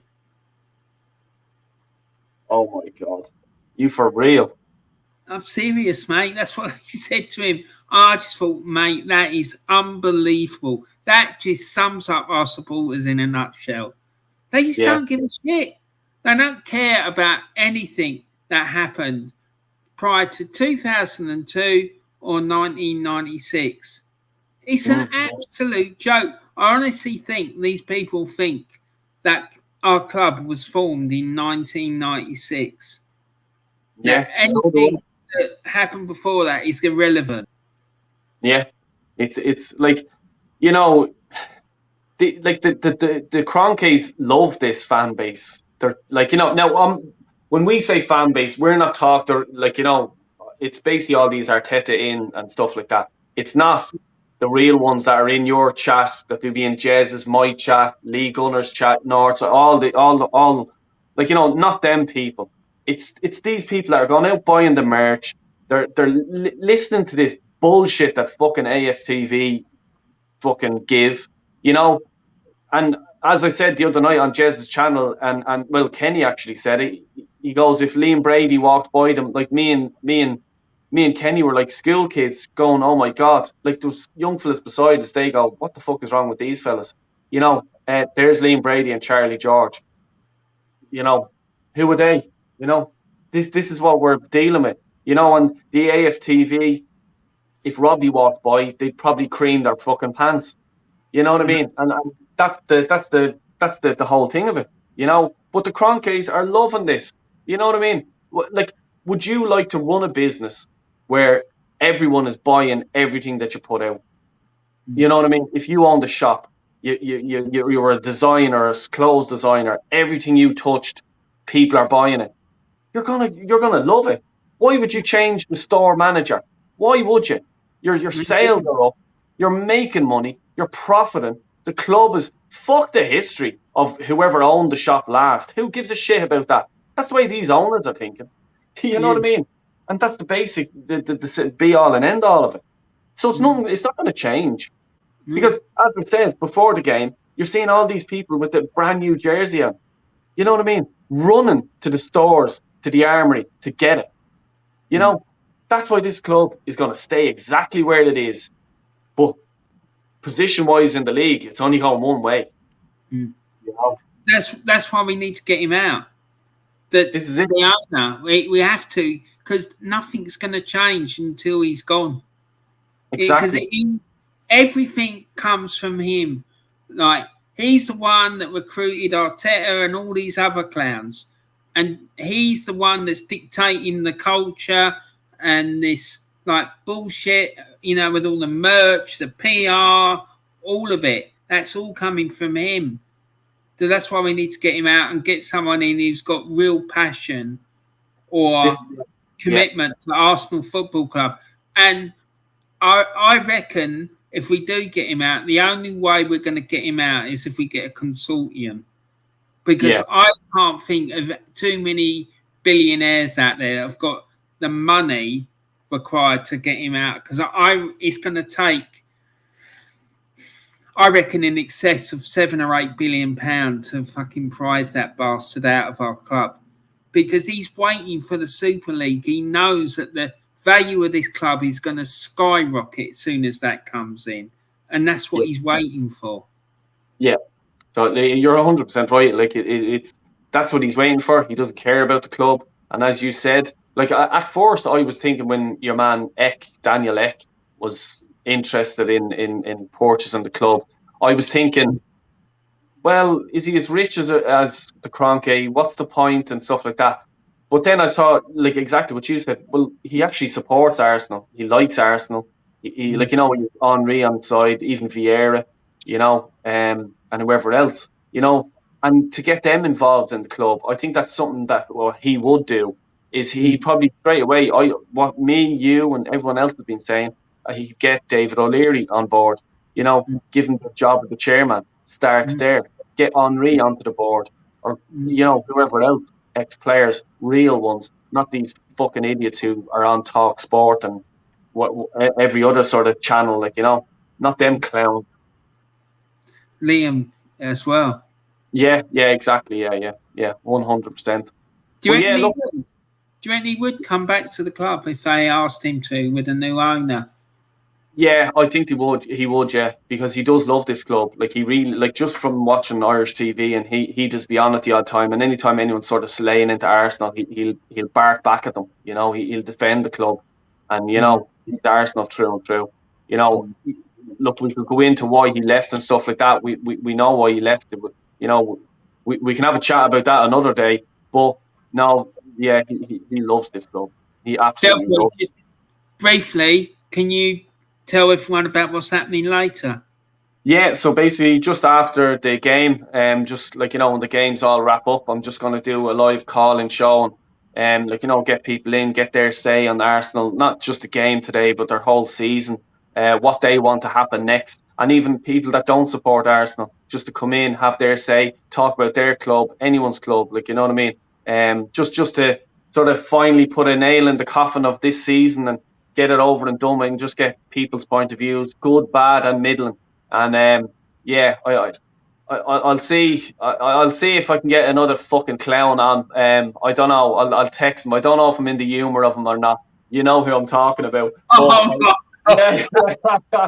I might just do a separate phone show with him. I wanna lay it into him. Like, you know what I mean. I wanna have a few words with him, probably in private myself, because if he does come in, I think I'll have to mute a lot of people. Oh, yeah, bloody hell, yeah, because that could get embarrassing. Do you know what I mean? Yeah. But it's going to be good. It's going to be wild. I'm getting a few texts and sort of stuff for people looking forward to the show and stuff like that. So if nothing to do and you want to drop in and see an Irish fella lose the plot, more than likely it is going to happen. I'm very relaxed and calm and happy now, but I can see it going bad. Exactly, mate. I'm gonna find the link for your show later, and I'm gonna put it in the chat for everyone. Lovely. Right, I'll let you get back to it, so buddy. All right, mate. Thanks a lot. Have a great rest of the afternoon, Paddy. You know, look forward to seeing you later. Cheers, bud. Thanks a million. Bye. You're welcome. See you, mate. Bye. Right, so there we go, everyone. There's Del Boy Gunner there. Going on about his show later, where he's going to have a phone in so that you can all go onto his channel and have your say about Arsenal's season and all the rest of it. So I'm just trying to see if I can find the thing for his show. Hold on a sec. Let me see.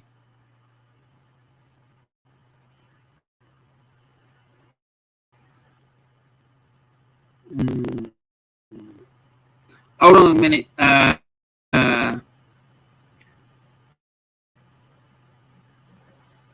No, I haven't got it in a minute. I'll keep checking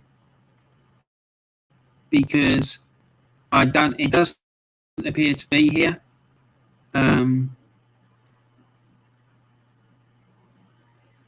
Yeah. Anyway, even if I can't find it, if you come on, if you look for Del Boy Gunner, if you look for Del Boy Gunner, then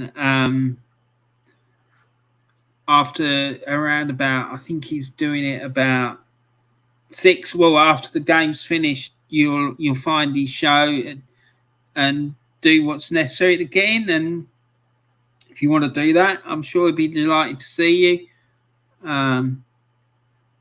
Right, so let's get on with it.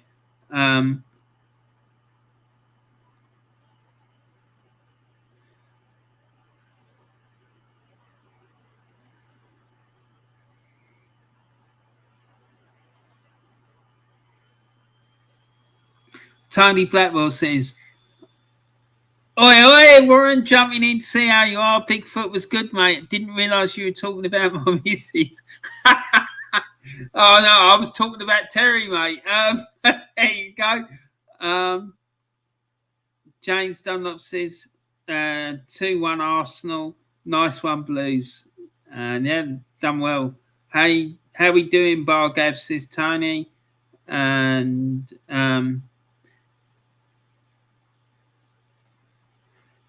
Tony says, squeezy bum time for Arsenal now, James.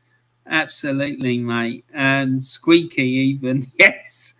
Danny Van Der Beek, nice one, mate, says James Dunlop. It's Tony. And Bargav, Tony Blackwell, hey. The comeback for Everton is on, says McManus Gaming. You watch it. You watch us lose now. Yeah, absolutely, mate. Bargav, yeah, it's been a mad wild one final day. Spurs heard their nerve. Man City and Liverpool, not so. James Dunlop, on his last game for us, he gets a goal. Man United fans will be desperate for him to return. Yeah, I bet they will. Get in the fireworks. Here we go. Just for you, Tony.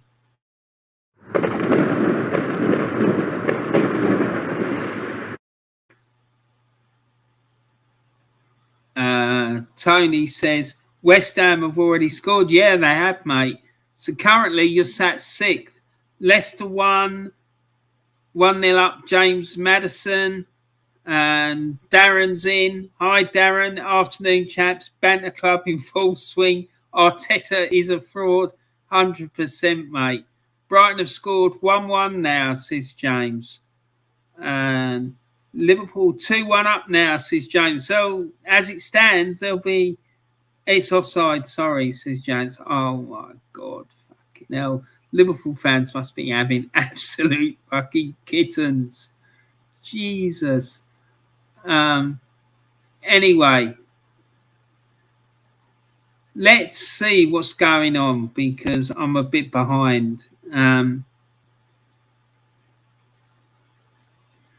Right, so scores as it stands. It's Arsenal 2, Everton 1, Brentford 0, Leeds 0, Brighton 1, West Ham 1, Burnley 0, Newcastle 1, Chelsea 1, Watford 0, Crystal Palace 1, Manchester United 0, Leicester 1, Southampton 0, Liverpool 1, Wolves 1, Manchester City 0, Aston Villa 1, and Norwich City 0, Tottenham 2.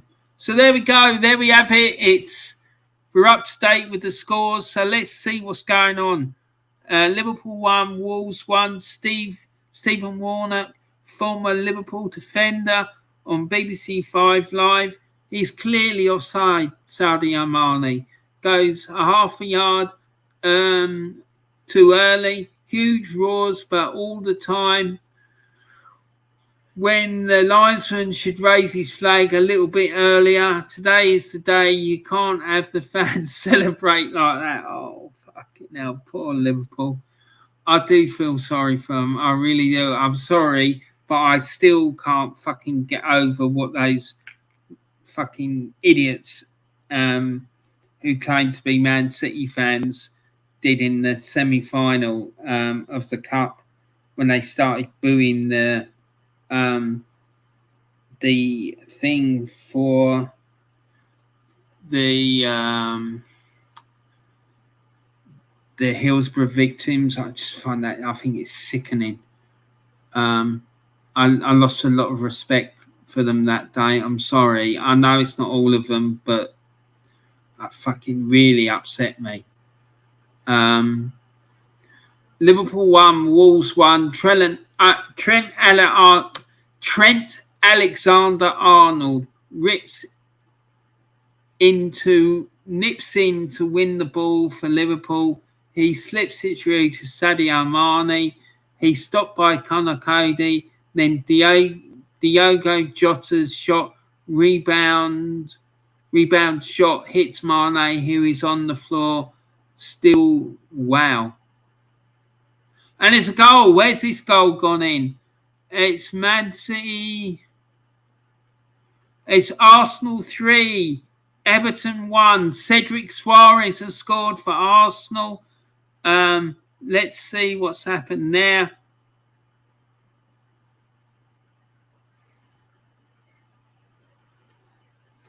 Goal. Cedric Suarez has a right-footed shot from the centre of the box to the high centre of the goal, assisted by Bukayo Saka following a corner. So it's Arsenal 3, Everton 1. So there you go. But as it stands, it's not really going to help Arsenal at all. 56 minutes gone in most of the games. So there you go. But we do need to do this, people.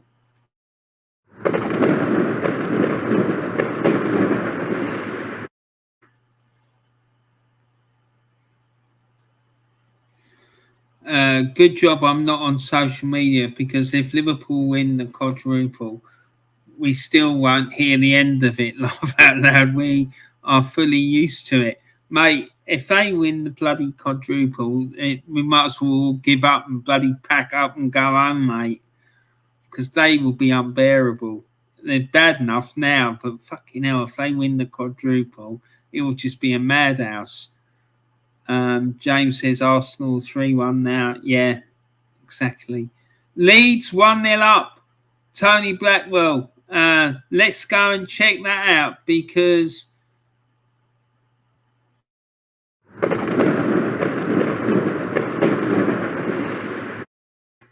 Tony, I hope you didn't throw that in the chat just to provoke me to do the fireworks. Anyway, let's have a look. So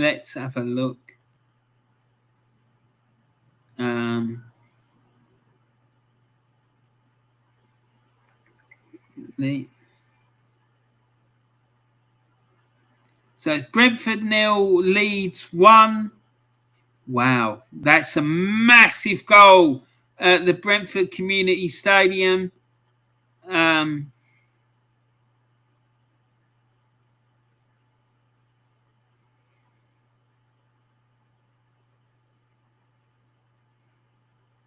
A penalty was conceded by David Raya, Brentford, after a foul in the penalty area. A penalty was awarded. Rafinha draws a foul in the penalty area. David Raya was shown a yellow card for a bad foul, and Rafinha converts the penalty with a left-footed shot to the top right-hand corner. So Brentford 0, Leeds United 1. So there you go. So that means that Burnley are looking like they're going down,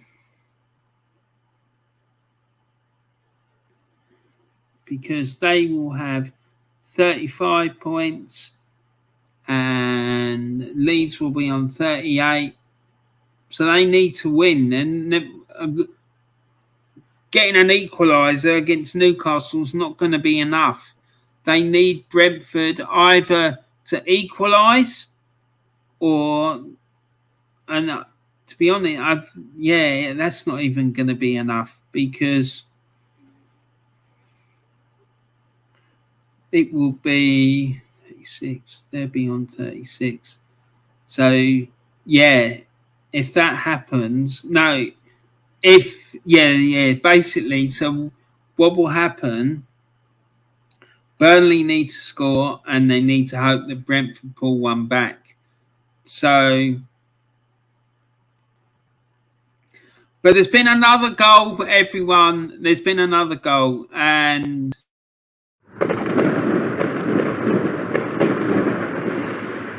there's been another goal, and this one has come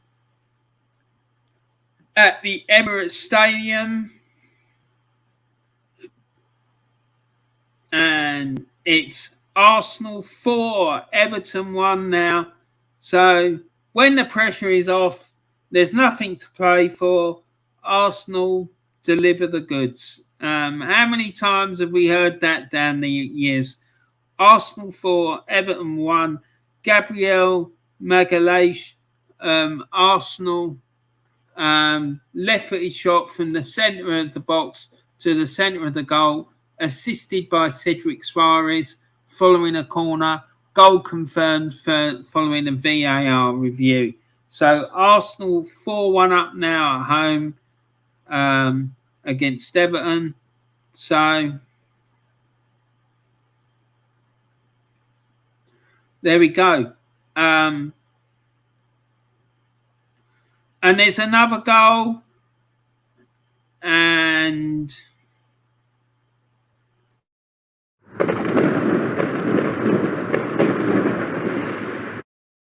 it's now Burnley 0, Newcastle United 2, and I think that's it for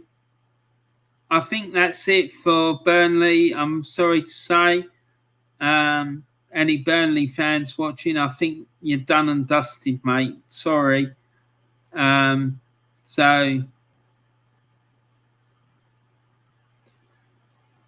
let's see what happened with that one. So Burnley 0, Newcastle United 2. Callum Wilson, Newcastle United, took a right-footed shot from the centre of the box, and it puts Newcastle United 2-0 up at Turf Moor, and it looks like that sealed Burnley's fate, unfortunately, for them.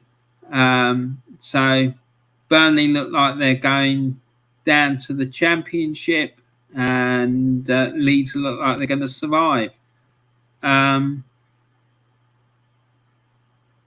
there's another goal. Jesus, the goals are flying in now. And it's Norwich 0, Tottenham Hotspur 3. And Spurs are running amok now. And let's go and find out about that one. But before we do that, we need to do something else, don't we, people?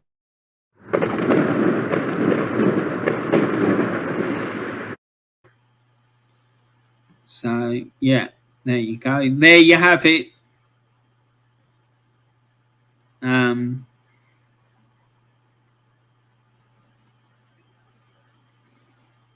So, Norwich City 0, Tottenham Hotspur 3.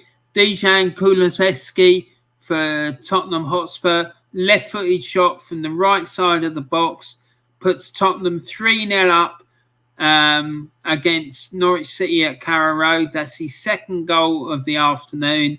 So Tottenham are in dreamland. They're getting themselves into the Europa League qualifying spot, and Arsenal will be in the Europa League. So there you go. Leeds fans are ecstatic, apparently, according to Simon Stone. Those Leeds fans in the far corner are in top voice now. This is looking like an amazing escape. Yeah, so congratulations to them if that's what happens. Man City kept at bay. It's still Man City 0, Aston Villa 1. Phil McNulty, the chief football correspondent for the BBC, Man City doing all the pressing and noise now inside the Etihad Stadium is already a cocktail of support and blind panic. So there you go. What can you say? So let's have a quick roundup of the scores and then we'll have a look at the live Premier League table. So currently 65 minutes, 66, between 65 minutes and 70 minutes gone now. It's Arsenal 4, Everton 1, Brentford 0, Leeds 1, Brighton 1, West Ham 1, Burnley 0, Newcastle United 2, Chelsea 1, Watford 0, Crystal Palace 1, Manchester United 0, Leicester 1, Southampton 0, Liverpool 1, Wolves 1, Manchester City 0, Aston Villa 1, and Norwich City 0, Tottenham Hotspur 3. So let's see if we can have a look at the live Premier League table. So go to the share, stop the share, do the share, and not that, no, share, and share screen, and Chrome tab, and Premier League Live, and share. No, not that one. For fuck's sake. Warren, come on, man. Sort your life out. Stop the share. And share. Screen. Right, here we go.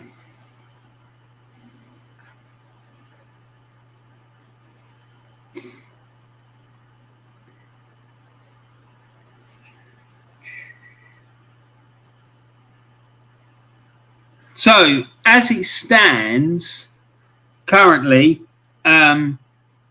Manchester City are winning the Premier League table on goal difference from Liverpool by virtue of the fact they've got a 5-goal better goal difference than Liverpool.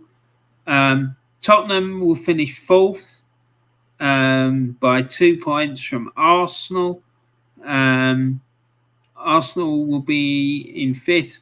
Manchester United currently are in 6th, 1 point ahead of West Ham, who will go to the Europa Conference League. Leicester City are in 8th. They can't catch West Ham, so that's where they will finish, unless Wolves overtake them to claim 8th spot. And then currently Burnley will be relegated, along with Watford and Norwich, and Leeds would have escaped. But there's still time. Things could all change, especially if Liverpool score, and also if Leeds concede as well. And if Burnley scores. So let's see. Well, they need to score twice because they're 2-0 down. So let's see what happens for the remainder of the afternoon. Let's see if there's any dramatic late goals which change the complexion of things.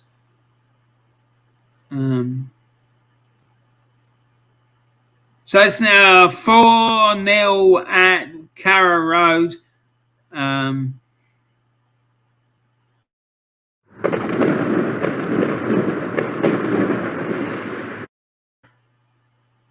It's Norwich City 0, Tottenham Hotspur 4. Let's quickly go and check that out. Wrong page. Hold on, people.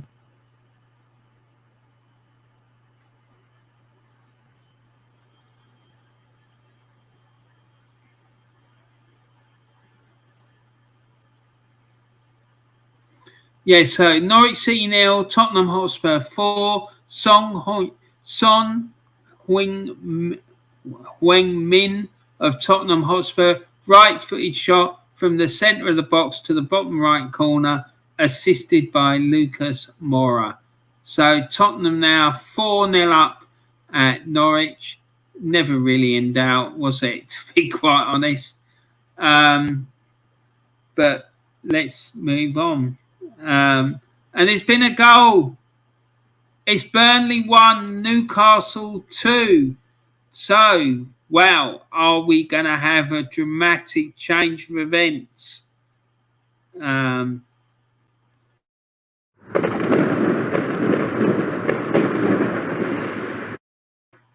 Are Burnley going to pull it out of the bag? I wonder. Let's see what happens. And Darren says, too little, too late. Absolutely, man. Leeds are 1-0 up. Darren says he's laughing. Darren 4-1. Yeah, man. You know it, Warren. Exactly, man. James says 4-1 Arsenal. Not even that bothered, really. And the damage was done at Norwich in the first half. Yeah, absolutely, mate. Geordie's 2 up. Jesus Christ. Let's see.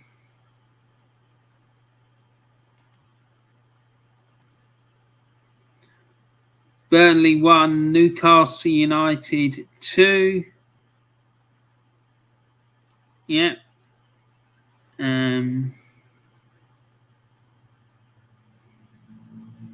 there's been another goal. Where is that? Why? What the hell is going on? Why do they even do that? It's Leicester City 2, Southampton 0.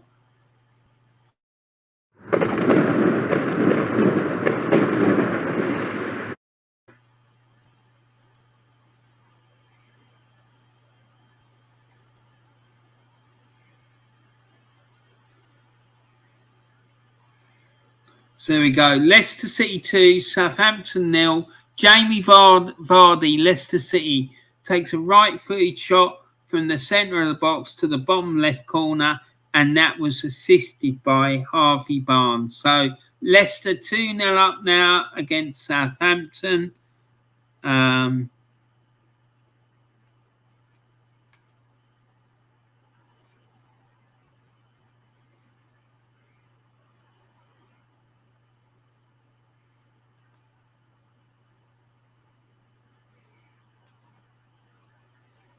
Tony Blackwell says Burnley look likely to go down. Yeah, I can't see them turning that round. It's too much to ask. James Dunlop says Burnley look dead and buried. Leeds have to be resilient at Brentford now. Darren says our season's over. La la la la la la. Exactly. 3-0 Tottenham, says James Dunlop. Yeah, it's 4-0 now, mate. We should be sacking loser Arteta, says Darren. But instead we want to write off yet another season for Arteta's benefit, and Arsenal FC is second best. Yeah, mate, listen. These clowns, the supporters, most of the supporters and the senior management of the club, all they're interested, for some fucking bizarre reason, they're more interested in looking after Mikel Arteta's career than they are what's right for Arsenal Football Club. And I think it's a fucking disgrace. City and Arsenal had something in common. Both had chances to take advantage of points and games in hand, and both have blown it by play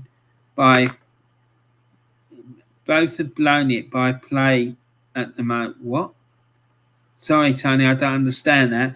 Both have blown it going by play. Oh, at the moment, yeah, I've got you. Sorry, mate. Norwich City 0, Spurs 5. Fucking hell, Tottenham are going goal.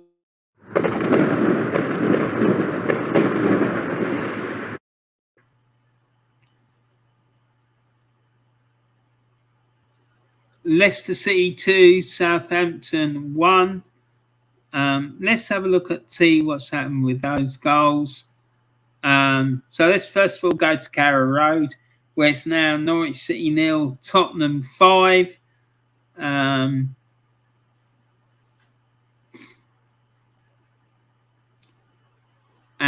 Norwich City 0, Tottenham Hotspur 5. Son Heung-min, Tottenham Hotspur, take a right-footed shot from outside of the box to the bottom right corner following a set-piece situation. So Son puts Tottenham 5-0 up now, and that's his second goal of the afternoon. Kulusevski scored 2, and Harry Kane's got 1. 2 assists for Bentancur, a goal for Harry Kane, an assist for Harry Kane, and 1 for Lucas Moura. So let's carry on. And the other goal, Leicester and Southampton.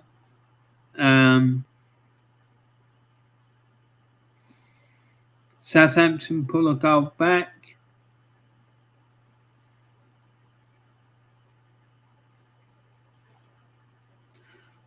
Leicester 2, Southampton 1.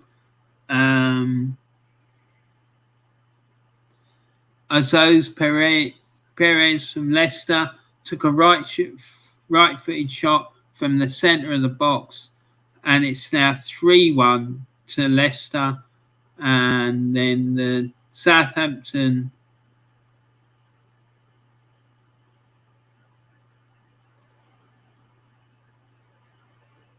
what? Oh yeah, here we go. James Ward-Prowse scores for Southampton. He converted a penalty with a right-footed shot to the centre of the goal after a penalty was conceded by Yuri Tillemans of Leicester after a foul in the penalty area. So there you go. So what we need to do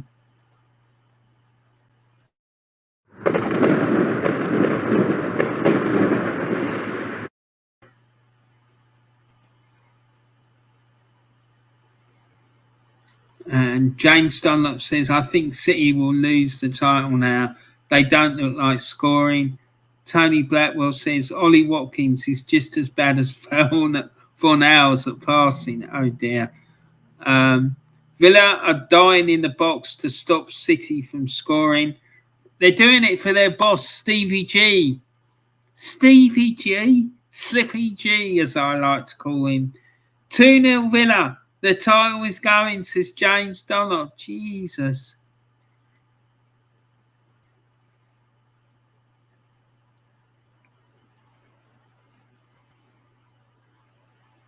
So it's Man City 1, Aston Villa 2 now. So, blimey, we've had a couple of goals since the last time we were at the Etihad. So let's go and check those out.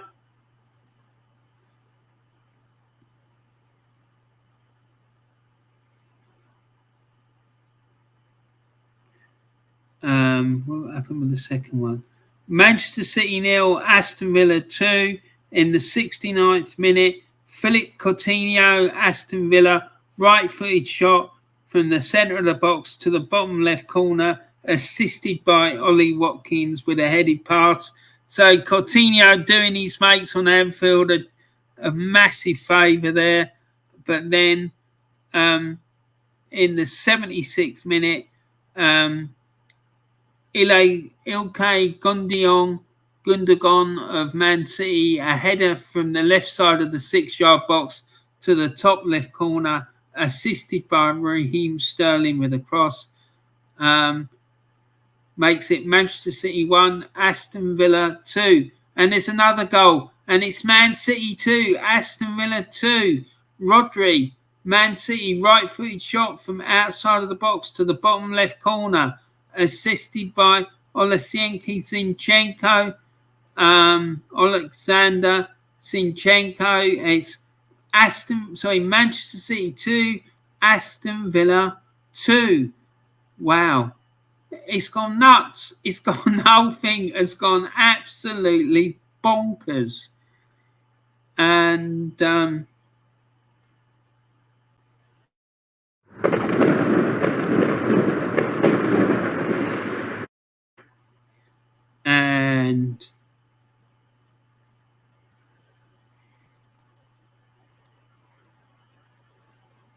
so there you go. So the scores, there is between 8 and 13 minutes left to play. It's Arsenal 4, Everton 1, Brentford 1, Leeds 1, Brighton 2, West Ham 1, Burnley 1, Newcastle United 2, Chelsea 1, Watford 0, Crystal Palace 1, Watford 0, Leicester 3, Southampton 1, Liverpool 1, Wolves 1, Manchester City 2, Aston Villa 2, and Wolves 0, Tottenham 5. There's another goal at the Emirates Stadium, everyone. I've been told it's Arsenal 5, Everton 1.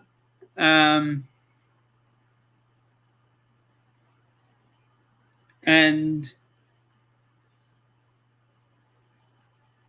looks like Martin Odegaard has scored it, and Nicolas Pepe has got the assist. Who would believe it? You know, King Arteta, man he doesn't rate, he comes off the bench and assists. So there you go. But boy wonder, absolute pile of dog shit in my opinion, Martin Odegaard. If he was that good as these fucking clowns of Arsenal's fan base reckon he was, Real Madrid wouldn't have let him go. Let's be honest about it. So it's Arsenal 5, Everton 1. But James, you did predict that. I remember earlier you saying that you thought Arsenal might get 4 or 5 now. And there it is. It is 5. So Arsenal 5, Everton 1, Martin Odegaard, left-footed shot from the centre of the box to the bottom left corner, assisted by Nicolas Pepe.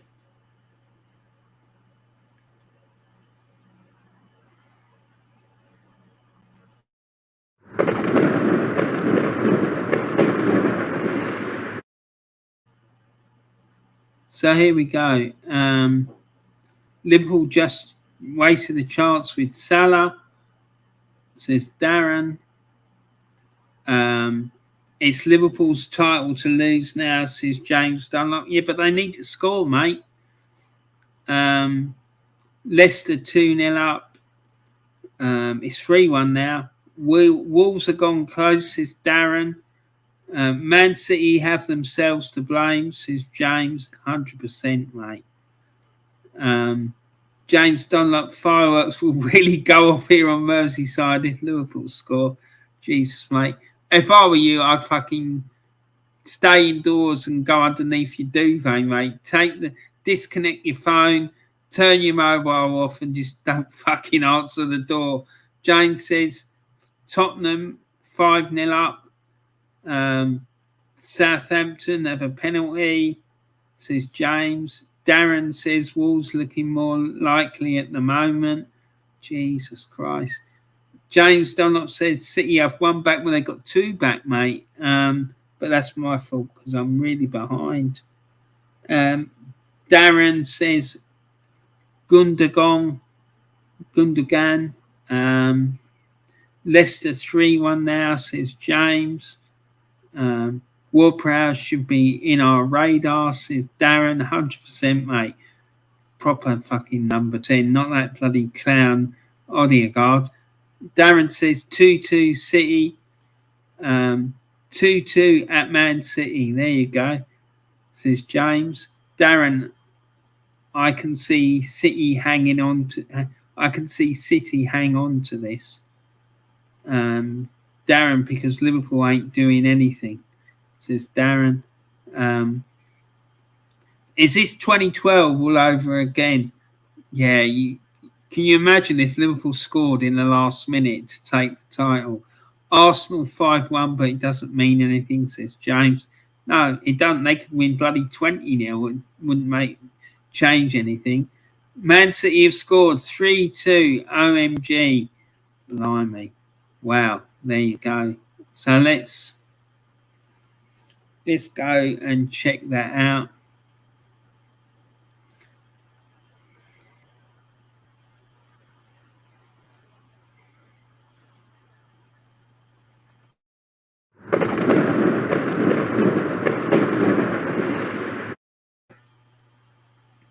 So it's Manchester City 3, Aston Villa 2. So Villa's brave assault on Manchester City looks like it might be unravelling. So let's see if we can find out about what's happened there. Goal, Manchester City 3, Aston Villa 1. Gundogan from Man City, right-footed shot from very close range to the centre of the goal, assisted by Kevin De Bruyne, the real assist king, not fucking Mesut Ozil. There you go. Not Mesut Ozil and not fucking Martin Odegaard.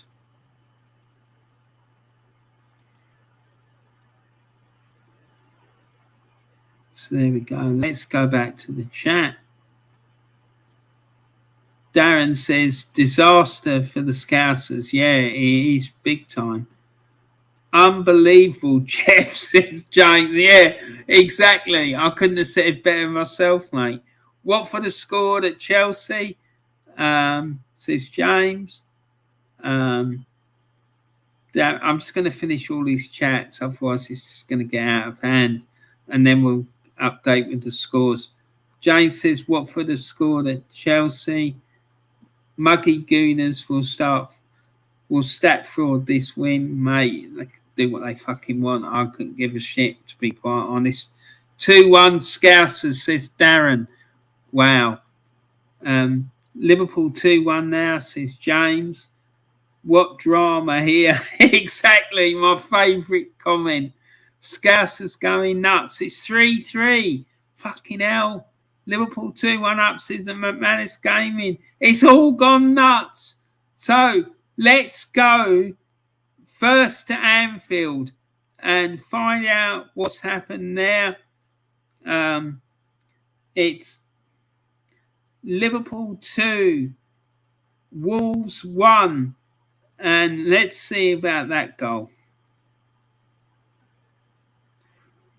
So Liverpool 2, Wolves 1. Mohamed Salah, Liverpool, left-footed shot from very close range to the bottom left corner, assisted by Joel Matip with a headed pass from the corner. Right, now let's go over to the Etihad, because I'm hearing reports that Villa might have got a third one.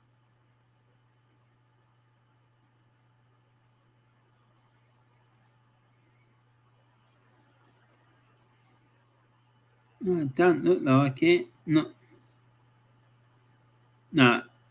not yet. Mind you, that doesn't mean to say that it hasn't happened. But currently,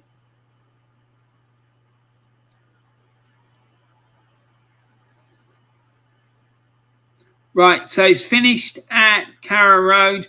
Norwich City 0, Tottenham 5. Sorry, Joanne, your bet just missed by 1 goal. What a day this is. Couldn't care less about our games, says James. No, neither could I, mate. It's gone quiet here at Anfield, says Darren. But who was he said it was 3-3? Darren, are you want to wind up? I thought you said that that it was 3-3, or was that false information that you got given. Full time, Tottenham 5, UCL football secured, says James Dunlop. Congratulations to Spurs, as much as it hates me to say it. The South Scassers suddenly jumped up and celebrated as if there was a third for Villa. Well, there you go. Mind you, there may well be. James Dunlop says Liverpool 3-1 up now. So let's go and check that out.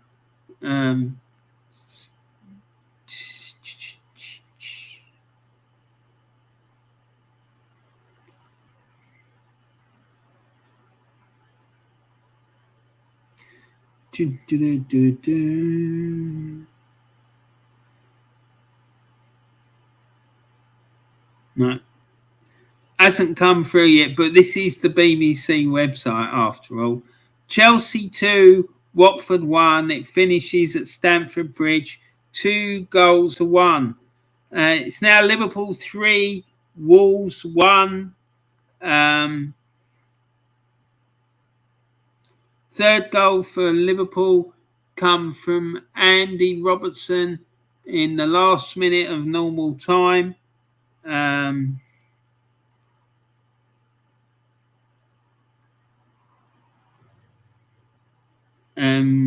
No, was it? No, sorry, it wasn't Andy Robertson. Mohamed Salah, they're saying here. Left-footed shot from very close range to the bottom left corner, assisted by Joel Matip. No, what are they doing? First of all, now they changed it. Sorry about that, guys. It's Andy Robertson. Left-footed shot from the left side of the 6-yard box to the bottom left corner, assisted by Robert Firmino. Fucking sort it out, BBC, you incompetent dickheads. Fucking couldn't get anything right. Fucking pile of fucking shit. Honestly, fucking useless. Arsenal 5, Everton 1, Brentford 1, Leeds 1, Brighton 3, West Ham 1, Burnley 1, Newcastle 2. It's finished at Stamford Bridge, Chelsea 2, Watford 1, Crystal Palace 1, Manchester City 0. Sorry, Manchester United 0. It's finished at the Emirates, Arsenal 5, Everton 1, Leicester 4, Southampton 1, Liverpool 3, Wolves 1, Man City 3, Aston Villa 2. So 4 games have finished now. Arsenal and Everton, Brighton and West Ham, Chelsea and Watford, and Norwich and Tottenham. So let's see if there's any drama in any of these games. So Brighton scored 3-1. Danny Welbeck. James Dunlop says 4-1 Leicester, and full-time Arsenal 5, Everton 1. But who cares? I don't, James. I couldn't give a fucking shit all the time. That fucking clueless clown's in charge. Couldn't give a fucking monkeys. I just want him out. There you go.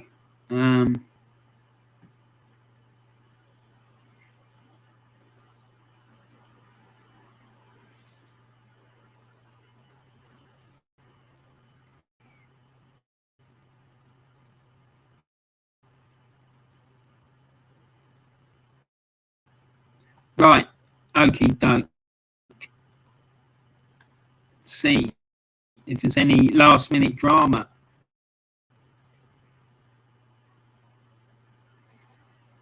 So full-time whistle goes at Leicester. It's finished Leicester City 4, Southampton 1.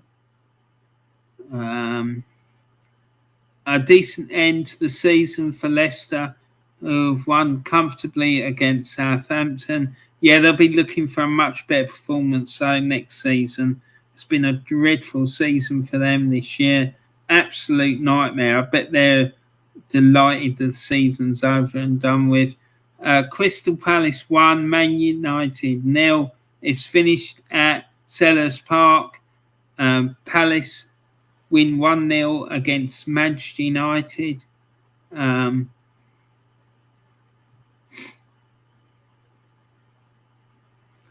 Burnley 1, Newcastle 2. Brentford 1, Leeds 2. Liverpool 3. And it's a goal. Where is it? And it's Brentford 1, Leeds 2. Brentford have scored. No, sorry, Leeds are safe. Let's see. Let's see what the hell is going on.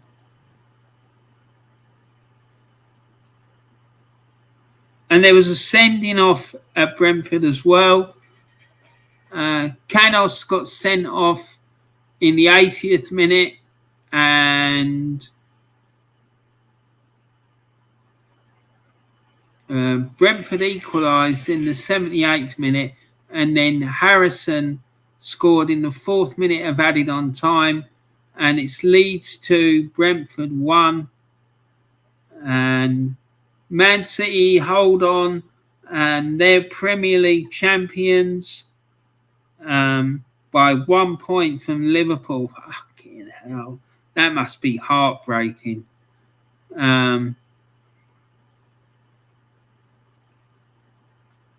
And it looks like Burnley are down. Yeah, they're down. Their game at home to Newcastle finished. There's nothing else they can do. Leeds are safe. Yeah, there you go. So all the games are finished now. It's Arsenal 5, Everton 1, Brentford 1, Leeds United 2, Brighton 3, West Ham United 1, Burnley 1, Newcastle United 2, Chelsea 2, Watford 1, Crystal Palace 1, Manchester United 0, Leicester 4, Southampton 1, Liverpool 3, Wolves 1, Manchester City 3, Aston Villa 2, and finally Norwich City 0, Tottenham Hotspur 5. So let's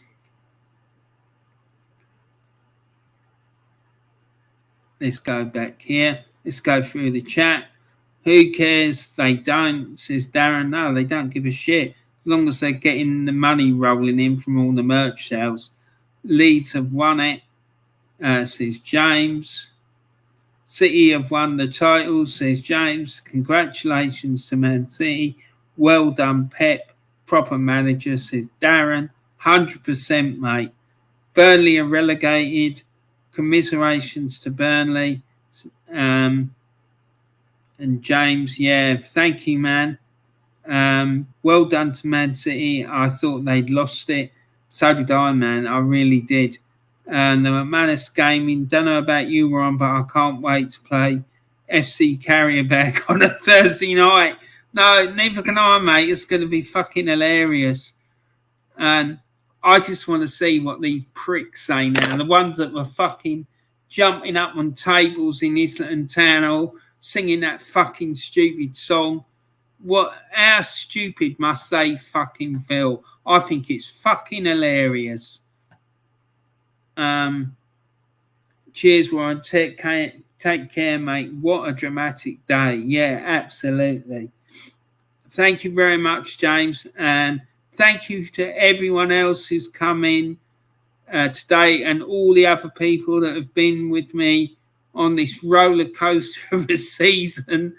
I want to big up all of you because it's been a fucking crazy day. So Craig Malloy, big up to you. Dan Evans, the McManus Gaming,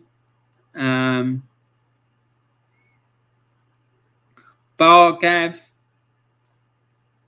Delboy Gunner TV. And by the way, everyone, keep an eye out for Delboy's phoning show because that'll be coming shortly.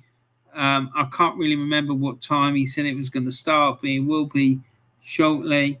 Joanne Smith, James Dunlop,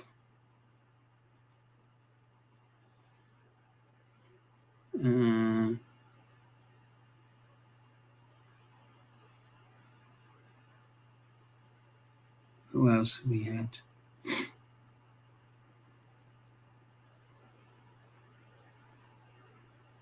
Tony Blackwell,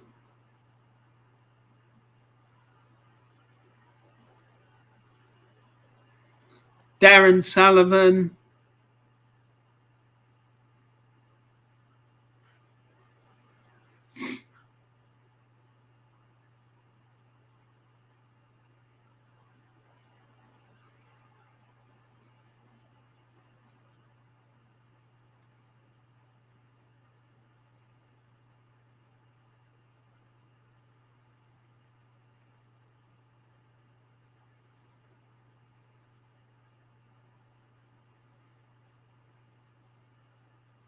Yes, so thank you to all of you, and thanks to everyone who's watched this on playback as well. Put it in the comments what you thought about the last day of the season, what you thought about all the to-in and throw-in, about what you thought about City's title win. They win it by 1 point from Liverpool. In fact, let's just pull up the Premier League table. So stop share and then share. There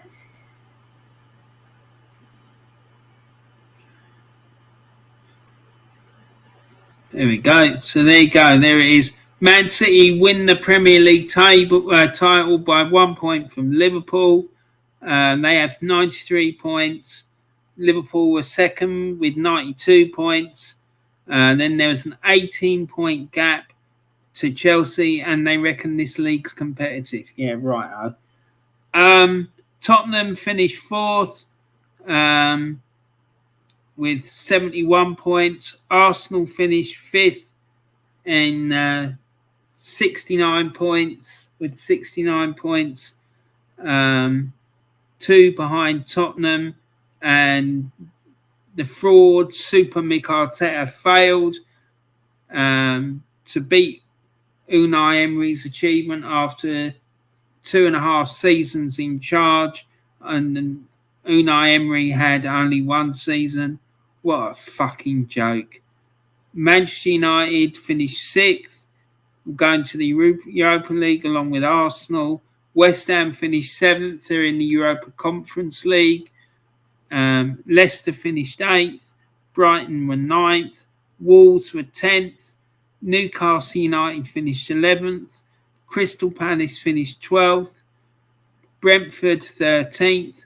Aston Villa 14th. Southampton 15th. Everton 16th. Leeds 17th. And then commiserations to the 3 relegated sides, Burnley, Watford and Norwich. So there you go, folks. That's it. That's it in a nutshell.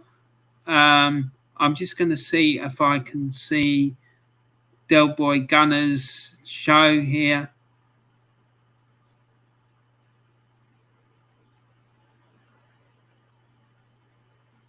Ah, here it is. I've got it.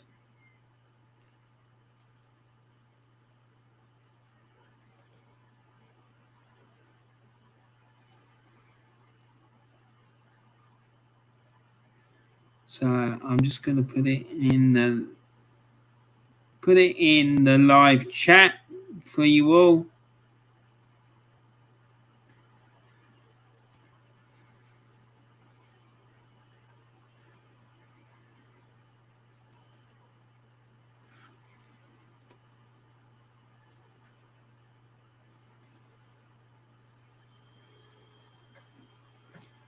What's going on? You take your time, why don't you? Sometime this week. Yeah, so there you have it. That's the link for Del Boy Gunner's show. Later today. What time is he starting? Oh, let me just check that out. It's going to be starting at 6 o'clock. So fair play to Del Boy.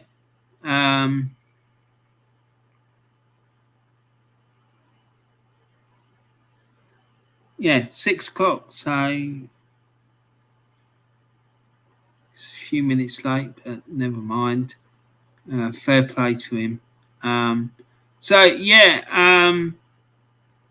During the summer, I'm going to be having a long think about what I'm going to do with this, because I really like doing this. I'm not going to stop doing it next season. I'll be doing it again next season, and I'll be thinking about how I can improve on it.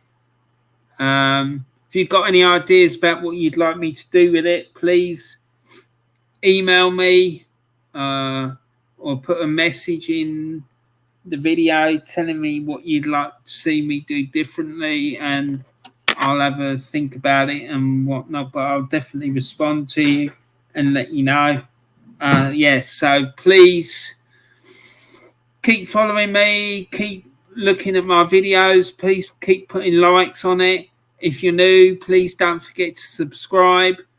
And if you've got any ideas about videos you'd like me to do, let me know. But thanks all for your support. And anyone, like I say, who's watched this on playback, tell me about what you thought about the last day and about all the issues from the final day. I'll be really, really pleased to hear that. What you thought about Liverpool winning the title, what you thought about Burnley getting relegated, about Leeds staying safe, about Arsenal missing out on the top four, all those sorts of things. So there you go. So anyway, I hope you enjoyed the show. Thanks very much for watching. I hope you enjoyed it. It was great. Honestly, I really, really enjoyed it. I'm really grateful for all your support. I really, really am. Please don't forget to go over to the Del Boy show and watch that. I'm sure that's going to be great. And I look forward to seeing you all again really, really soon. Thanks, everyone. Take care. Bye for now.